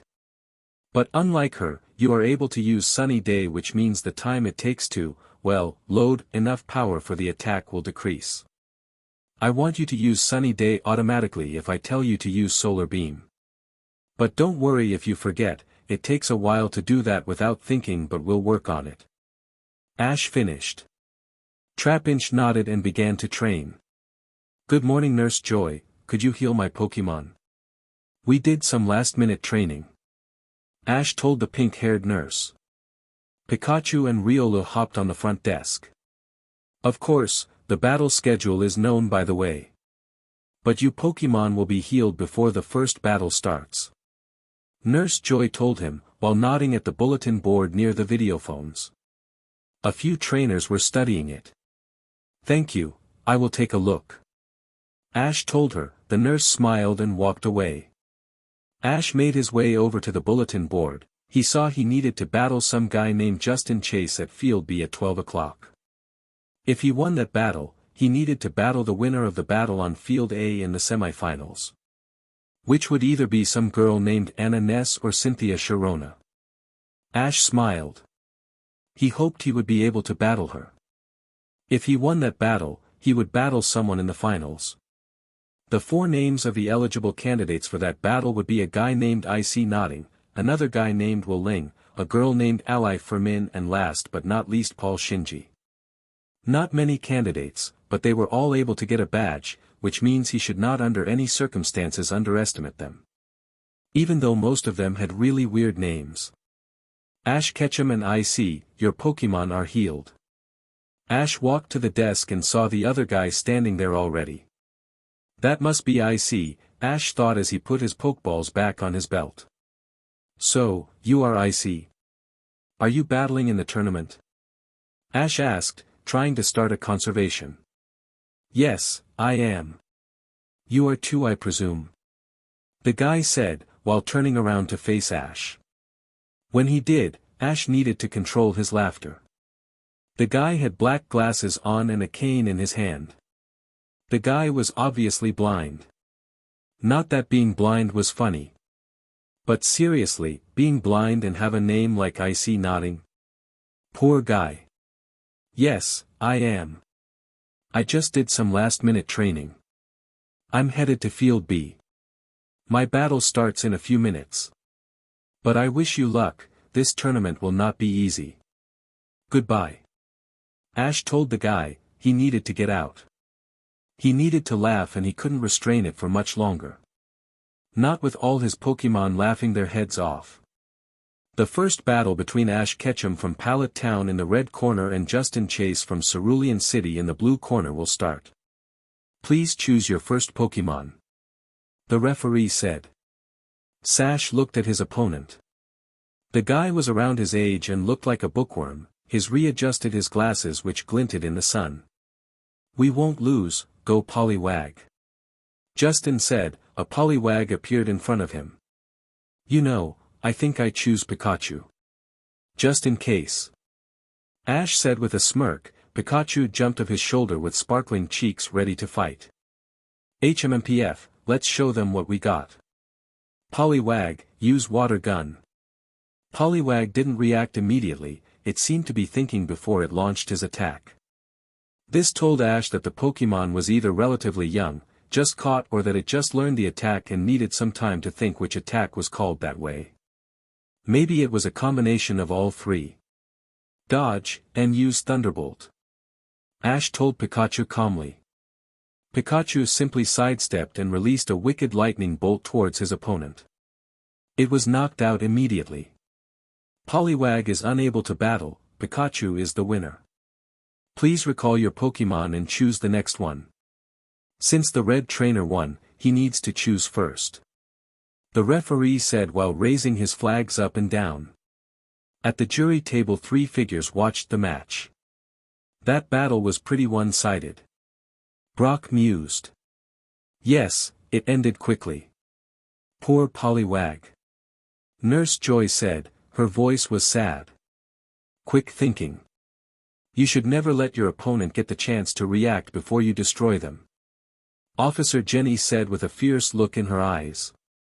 Her colleagues shuffled their chairs discreetly a few feet away from her. Pikachu, you were awesome. Trapinch Battlefront. Ash said. I don't like this you have 3 one-on-one battles rule. It's stupid. My opponent was only a weak Poliwag. I didn't even get a chance to really battle. Pikachu whined, as he retook his place on his trainer's shoulder. Ash chuckled silently.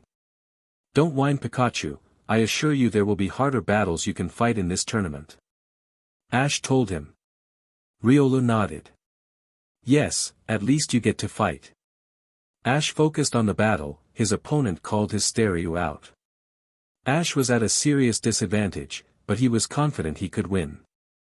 Remember our training, Ash told Trapinch mentally. Wahaha. This fight will be over soon. Stereo, use water gun. Dodge. And use solar beam.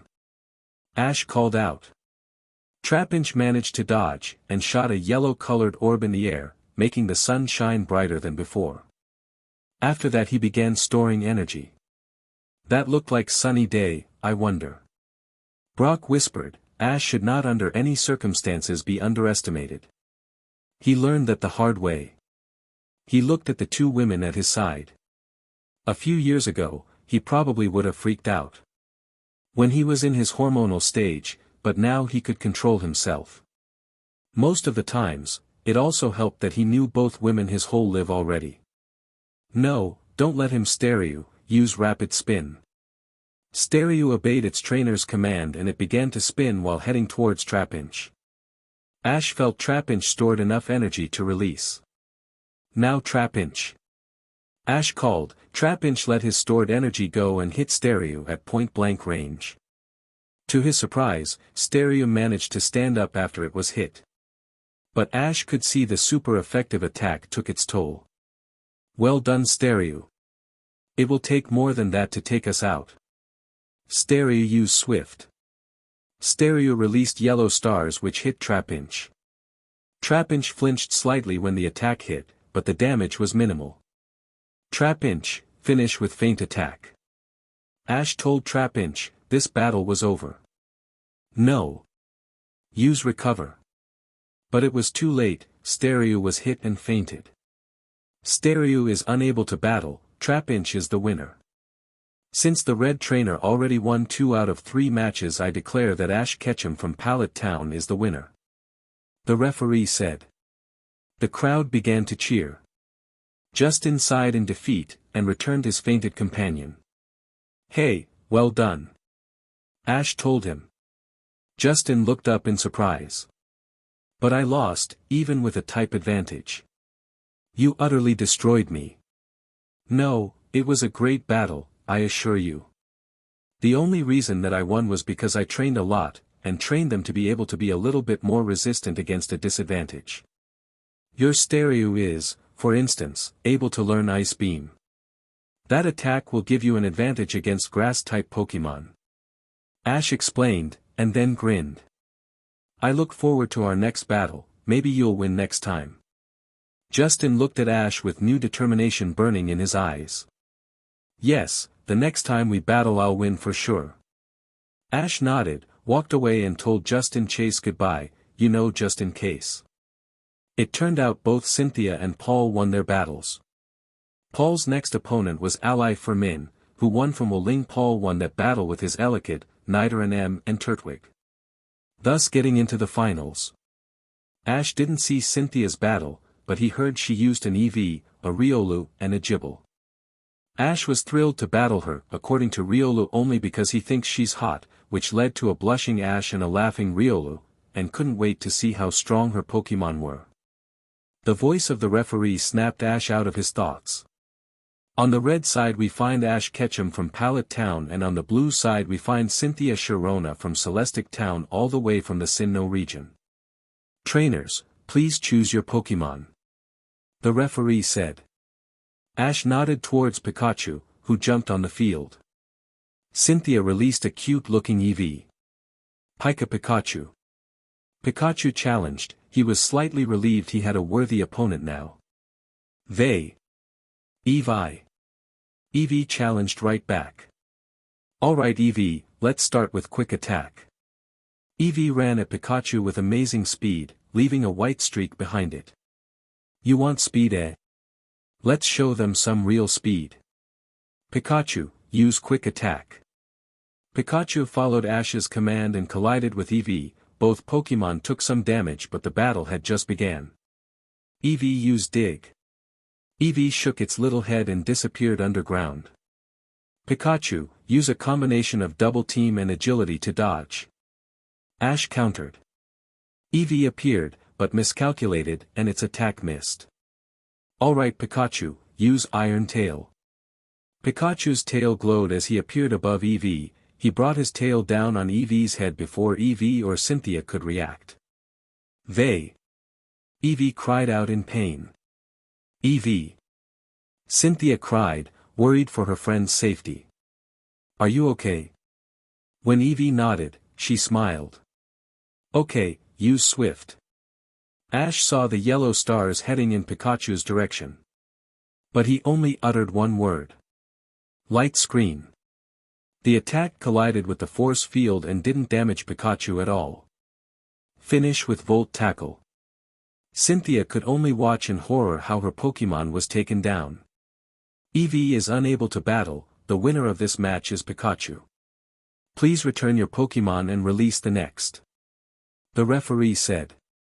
Pikachu returned to Ash's side. Hell yeah, that's what I call a battle. I am unstoppable baby. Pikachu said while pumping his little fist in the air. Ash chuckled. Trapinch, Battlefront.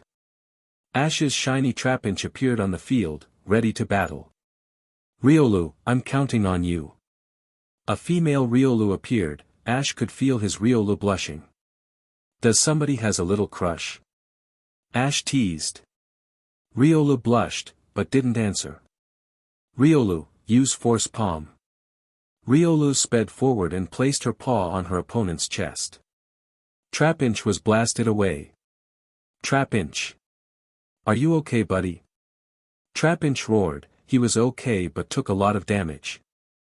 Alright buddy, let's start with Sand Attack followed up by Bite. Trapinch followed up his master's wishes and blinded Riolu with Sand Attack and bit hard down on her. No Riolu. Cynthia cried. Riolu, calm down and use counter. Riolu acted quickly. Ash couldn't tell Trapinch to let go in time. Trapinch is unable to battle. Riolu is the winner. The last battle will decide who wins this match. Please call out your last Pokémon. The referee declared. Well done my friend, take a nice rest. Ash told Trapinch when he returned him. Gibble, this is our last chance. Cynthia said, as she released her female Gibble on the field. This particular Gibble didn't have any notches on her head fin, signifying her female gender. Ash looked at the Pokeball in his hand. I believe in you. He whispered. Scyther, Battlefront. Scyther appeared in all her glory and glared down at Gibble. She would not, under any circumstances lose to a walking shark. Gibble used Slash. Gibble's claws glowed white as she charged forward. Scyther dodge, then use Metal Claw. Scyther dodged the incoming attack by twisting backwards, her claw was glowing. When Gibble missed her and walked underneath her, she slammed her glowing claw right on top on Gibble's head. Gi blee. Gibble cried out in pain. Gibble. Are you okay? Cynthia asked. When Gibble nodded, Cynthia said, alright, use Dragon Rage. Gibble took a deep breath, before she spew a torrent of blue-purplish flames. Dodge Scyther. Ash said, but he was too late. Scyther was engulfed in the draconic flames. When the flames stopped, Ash could see that Scyther had taken some damage. Are you okay, Scyther? Ash asked mentally. I'm fine, Ash. This walking shark is a challenge at least, but let's finish this quickly. A few more of those and I'm out. Scyther replied. Alright, Scyther, use a combo of Metal Claw and Night Slash. Scyther's claws glowed a metallic color, before they were engulfed in a dark aura. She charged at her opponent, and before her opponent had time to react she had hit Gibble with a powerful combo move. Gibble, use Dragon Rage again. Gibble managed with a little bit of a struggle to stand up and release the draconic flames at her opponent. Scyther was hit yet again. Both Pokémon were damaged. Both Pokémon and their trainer knew that the next move that hit would decide the battle. Ash didn't have any time to charge a flashy move like Hyper Beam, he needed to be quick. In a millisecond he made up his mind, but it seemed that Cynthia was quicker. Gibble, Dragon Rage full power. Cynthia cried. Gibble took a deep breath and released the draconic flames once again. Scyther dodge, then use Steel Wing full power. Scyther dodged skillfully, her wings glowed a metallic color before she slammed them into her opponent. Gible is unable to battle. Scyther wins. I declare Ash Ketchum of Pallet Town the winner of this match. He shall face Paul Shinji in the finals. That battle will take place later this day on this field. The referee conclude. Well done Scyther, take a nice rest. Ash told his Pokémon, Pikachu and Riolu cried in agreement. Cynthia returned her fallen comrade with a sad smile on her beautiful face. No Riolu, I am not biased. I'm just stating oh whatever, it's useless trying to convince you. And she walked to Ash to congratulate him on his victory. Well done Ash. I would cheer you on in the finals, but since you're battling my cousin, saying that would be counted as lying. She told him with a smirk. She walked off, but not before kissing him on the cheek, making the crowd cheer louder. She turned around once more to wink at him, before she was completely out of sight. Ash stood there slightly flustered, before he left the battlefield too. When he saw Pikachu and Riolu smirking at him, he knew he wouldn't hear the end of it any time soon. Come on guys, let's get you healed up before we do some last-minute training. Ash muttered as he entered the Pokémon Center. He looked at Pikachu and Riolu once again and sighed, this was going to be a long day. A battleful day full of evolutions. Good afternoon folks. This will be the final battle in this tournament. Are you all ready? The referee screamed, quite dramatically, in his microphone. The crowd cheered. On the red side we find Ash Ketchum from Pallet Town. The crowd cheered again, but louder than before. On the blue side we find Paul Shinji all the way from Veilstone City, Sinnoh region. The crowd cheered, again, they did that a lot today didn't they? Trainers, please choose your first Pokémon and let the battle begin. Ash looked at the yellow mouse on his shoulder and nodded. Pikachu jumped off his shoulder and landed on the battlefield, his cheeks sparked. Paul smirked. Elekid, show us your power. He tossed a Pokeball in the air and an Elekid materialized in front of him. ELE kid. Pika Pika Chu. Ash raised an eyebrow. What? I couldn't let him have the last word. Pikachu defended himself. Alright, Pikachu, let's start with Thunderbolt. Pikachu jumped up and sent a powerful bolt of electrical energy at Elekid, who didn't move and let the attack hit him. It didn't do a lot of damage. Ash smirked, this battle could turn out to be quite a challenge, Pikachu seemed to be thinking the same. Thunder, go. Paul ordered. Elekid jumped in the air, propelled his arms as he loaded his attack and shot a powerful beam at Pikachu who was too late to dodge. Pikachu was hit and forced back a little by the attack. Pikachu. Are you alright bud? Pikachu nodded and glared at Elekid, who was smirking at him. That's the reason why I let you attack first, Paul told Ash. Elekid and I use the energy from your Pikachu's Thunderbolt to supercharge our thunder. Ash gritted his teeth, Paul was smart. Not many trainers would think about that. But Elekid seemed to take a little damage from Thunderbolt. Ash knew that using an attack like that to supercharge your own costs energy and practice. Elekid seemed to have not fully mastered the move yet to stay undamaged by attacks like Thunderbolt from an equal opponent. More powerful electric attacks should do more damage. Pikachu, use Volt Tackle. Pikachu called out his name, and engulfed himself in a yellow electrical aura as he ran at his opponent. Protect. Paul said quickly. He breathed a sigh of relief as Pikachu bounced off the green shield Elekid produced. Attacks like Thunderbolt Elekid could absorb, but an attack like Volt Tackle from Ash's Pikachu? No way. Pikachu flinched slightly from the recoil damage, but seemed to be okay. Pikachu used Iron Tail. Pikachu ran at Elekid, his tail glowing. Elekid, block with Brick Break. Elekid nodded and used Brick Break on the glowing tail of his opponent. They seemed to be equally matched for a moment, but Paul could see that the Iron Tail would overpower his Pokémon's attack. Quick! Elekid, use your other arm for Thunder Punch. Elekid's other arm sparked with electricity as he tried to punch his opponent. But Pikachu, having overpowered the Brick Break, met the Thunder Punch with his still glowing tail blocking the attack. Quick-thinking Pikachu turned in mid-air and slammed his glowing tail in Elekid's midsection, making Elekid cry out in pain and stumble back. Well done, Pikachu. That was some quick thinking. Ash praised the yellow mouse. Paul looked at his Pokémon. Elekid seemed tired and Pikachu didn't seem to be faring better. Paul knew that the battle would be over quickly. Come on.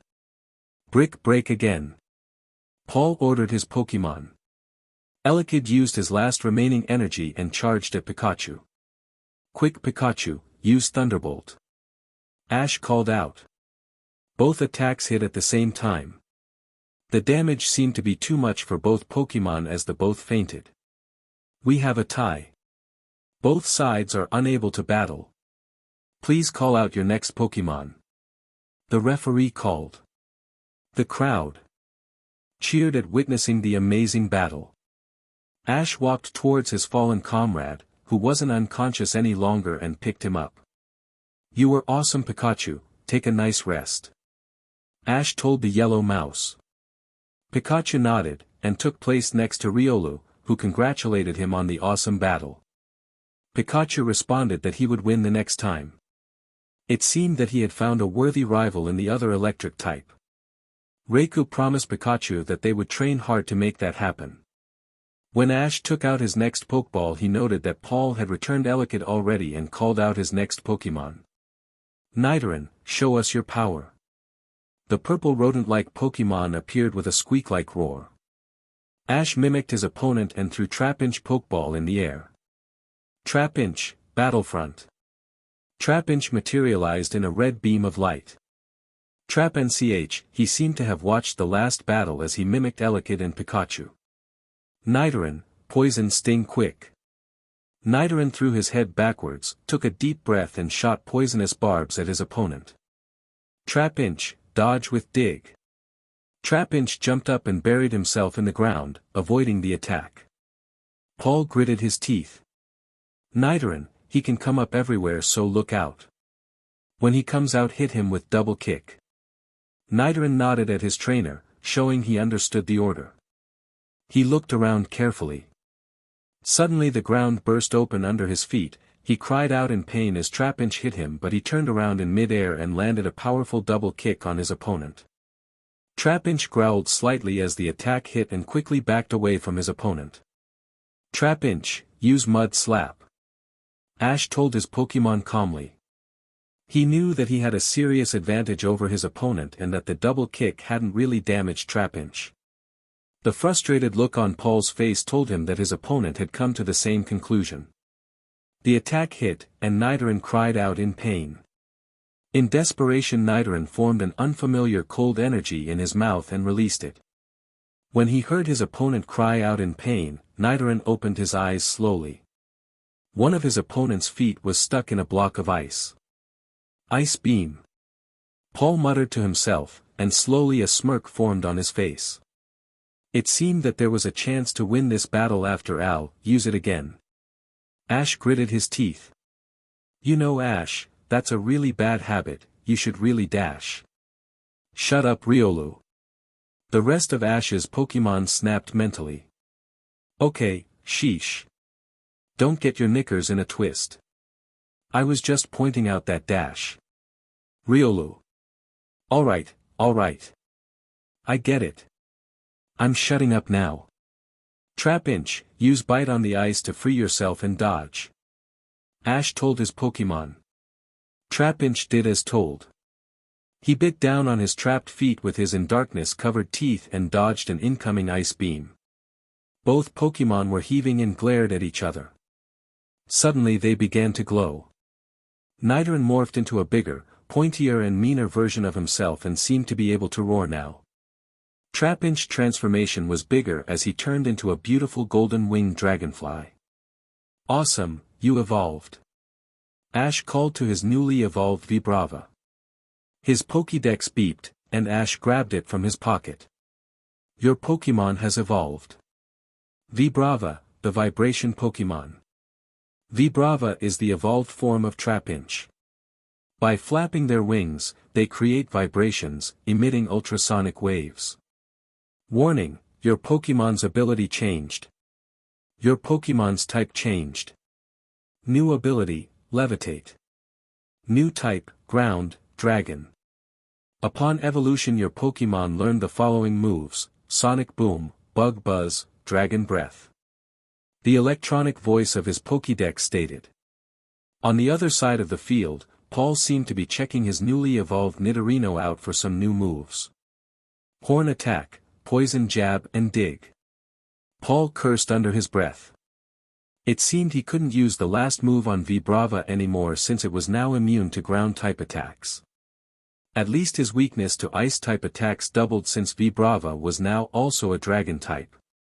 Ice Beam, again. Paul ordered. Nidorino nodded and fired the freezing beam at his opponent. Block with Sonic Boom. Ash told his Pokémon. Vibrava nodded and flapped his wings, creating a ear-splitting sound wave. Ouch! My poor ears. They're dying. Dying. Riolu wailed dramatically.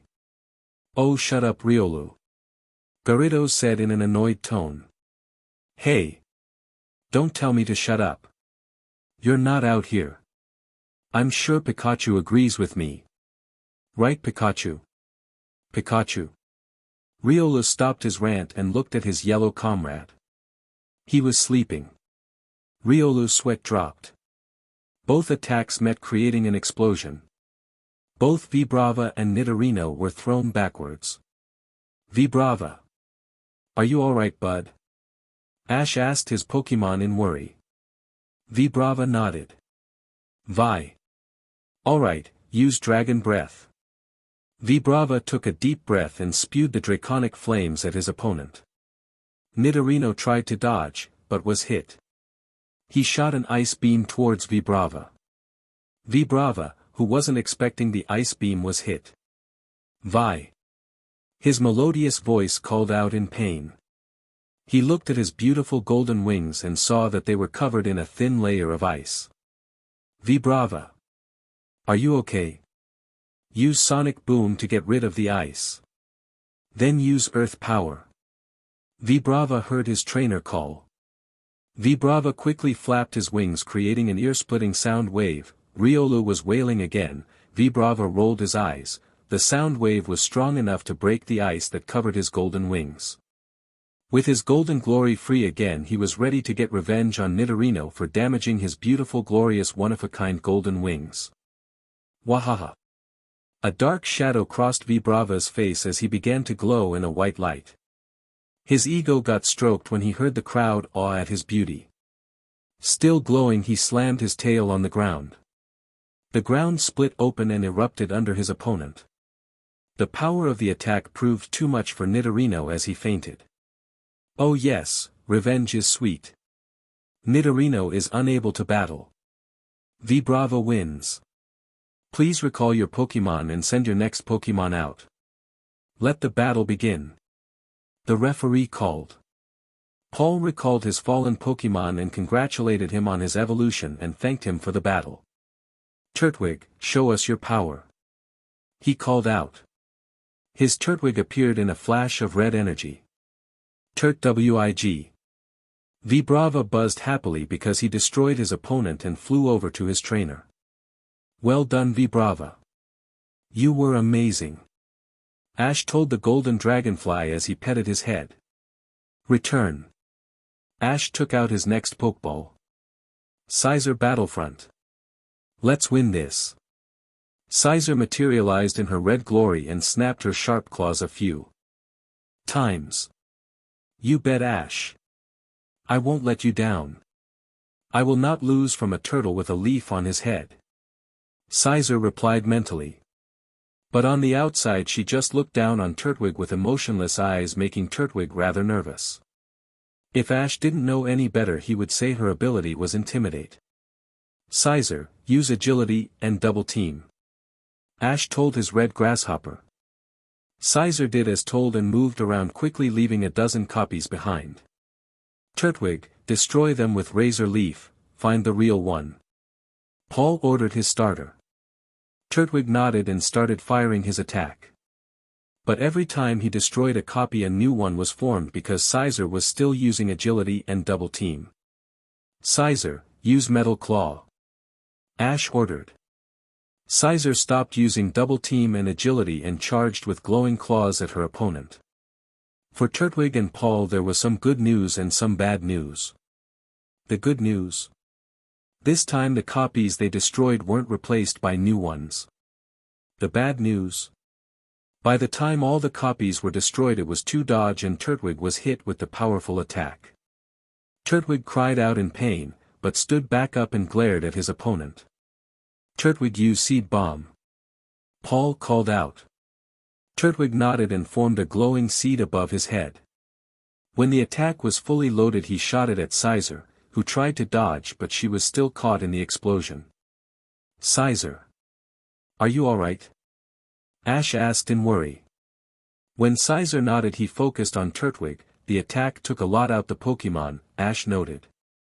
Alright, let's finish this. Scyther used Vacuum Wave to trap Turtwig and finish with Hyper Beam. Scyther charged at Turtwig, who was still heaving, and ran around her opponent a few times creating a vacuum and thus trapping Turtwig. She retook her place in front of Ash and lifted her claw, pointing it towards her trapped opponent. Her claw opened and Scyther released her favorite move in a beam of pure energy. The move hit and exploded. Turtwig is unable to battle. Since the red trainer has won 2 out of 3 battles he is the winner of this match. The winner of this tournament is Ash Ketchum of Pallet Town. The referee concluded, as the crowd did what they were there for, cheering. Ash walked towards Scyther and petted her on her head. Well done Scyther. I knew you could do it. Ash praised her. Were you expecting anything else? I told you I would win. Scyther told him mentally. Yes, she did. Didn't she? Ash. Ash looked up, and saw Paul standing in front of him, his hand outstretched. He nodded, and shook Paul's hand. I want to congratulate you on beating me, just don't expect it to happen again. The next time I will win. Paul told him smirking. Thanks, you battled quite well too. But to be honest I think you're wrong about beating me next time. Ash told him, smirking back. They both laughed. It turned out that Cynthia had won her battle against ally Fermin, making her third. As they stood on the makeshift podium they each got a medal. Cynthia got the third prize, which consisted of a Pokémon grooming set and guide. She happily thanked the judges, Brock, Nurse Joy and Officer Jenny, and Ash thought she looked beautiful. Her laugh sounded like bells, ouch. He glared at Riolu, who was whistling innocently. Paul got a set of evolutionary items. He thanked the judges and bowed politely. He then began to talk softly to his cousin. Ash. Ash was snapped out of his thoughts as Brock said his name. Congratulations with your win, but after you destroyed my team I didn't expect anything else. Brock told him with a smirk. Ash smirked back. Brock cleared his throat, gaining the attention of the crowd. Herbie, we present you the winner of the beginners tournament, Ash Ketchum of Pallet Town. The crowd roared. Alright, confession time, the crowd was not really a crowd. They were 10 random people. An elder couple, some loner kid, a couple with 3 children, a creepy old lady, was she even alive? Fart, oh yes, definitely alive, yuck. And a hobo. We present him now with the mystery Pokémon. Brock said, as he handed Ash a Pokeball. Part of him wanted to walk away to annoy the crowd by not showing them the mystery Pokémon. But the other part of him didn't want to get killed by the farting monster. Ash looked at the Pokeball in his hand, he could feel the strong aura coming of the mystery Pokémon. Come on out. Everyone held their breath as the Pokémon materialized in front of them. Huge pink-colored eyes looked up at him. The quadruped Pokémon was mainly covered in a cream-colored fur with bluish feet, ears and tail. The Pokémon had two bows on it, one wrapped around its neck, and the other was wrapped around its left ear. The bows were also mainly cream-colored, but the tips of the bow were blue and pink-colored. Sylveon. The Pokémon called out its name. The crowd awed. Ash bent down and petted his new Pokémon softly, making the Pokémon purr. He took out his Pokédex and pointed it towards his new Pokémon. Sylveon, the intertwining Pokémon and an evolved form of Eevee. Sylveon affectionately wraps its ribbon-like feelers around its trainer's arms as they walk together. Gender, female. Ability, cute charm, pixelate, hidden. Moves, disarming voice, tackle, tail whip, helping hand, sand attack, double team, quick attack, swift, fairy wind, light screen, dig, shadow ball, iron tail, draining kiss, moonblast, dazzling gleam. Note, the different coloration of this Pokémon suggests it's a shiny Pokémon. Hey Sylveon, I'm Ash and I'm your new trainer. What do you say about going with me on a journey to become stronger? Ash asked Sylveon. Sylvie. Sylveon called out, and she wrapped her ribbons around his hand in an affectionate gesture. He decided against calling her back, he would do that later after he had formed the aura bond between him and Sylveon. While he was musing, Pikachu and Riolu were greeting the new addition to the team. Later that day, after he had his Pokémon healed and he had formed an aura bond between him and Sylveon, Ash walked towards the videophones to call his mother and Professor Oak. Hey Mom. Ash said softly when his mother appeared on screen. Her brown hair was pulled up in a messy bun, and she was wearing a fluffy pink dressing gown. Ash. How are you? You're not sick, are you? You seem tired, asked his mother, her blue eyes worried. Ash laughed softly at his mother's concern. No, Mom. I'm fine. It's good to see you. I'm calling, 'cause I've won the beginners tournament that was held in Pewter City today. His mother's eyes widened. You won a tournament. That's amazing, sweetie. You must be proud of your Pokémon. Did you win anything, dear? His mother asked. Ash smirked and released Sylveon from her Pokeball. Sylveon looked up questionably. Mom, meet Sylveon. Sylveon, meet my mother. Ash introduced. Oh, she is so cute. Sylveon is a fairy type, right? His mother asked. Yes, she is quite special. Ash said, petting Sylveon softly. He heard his mother sniff.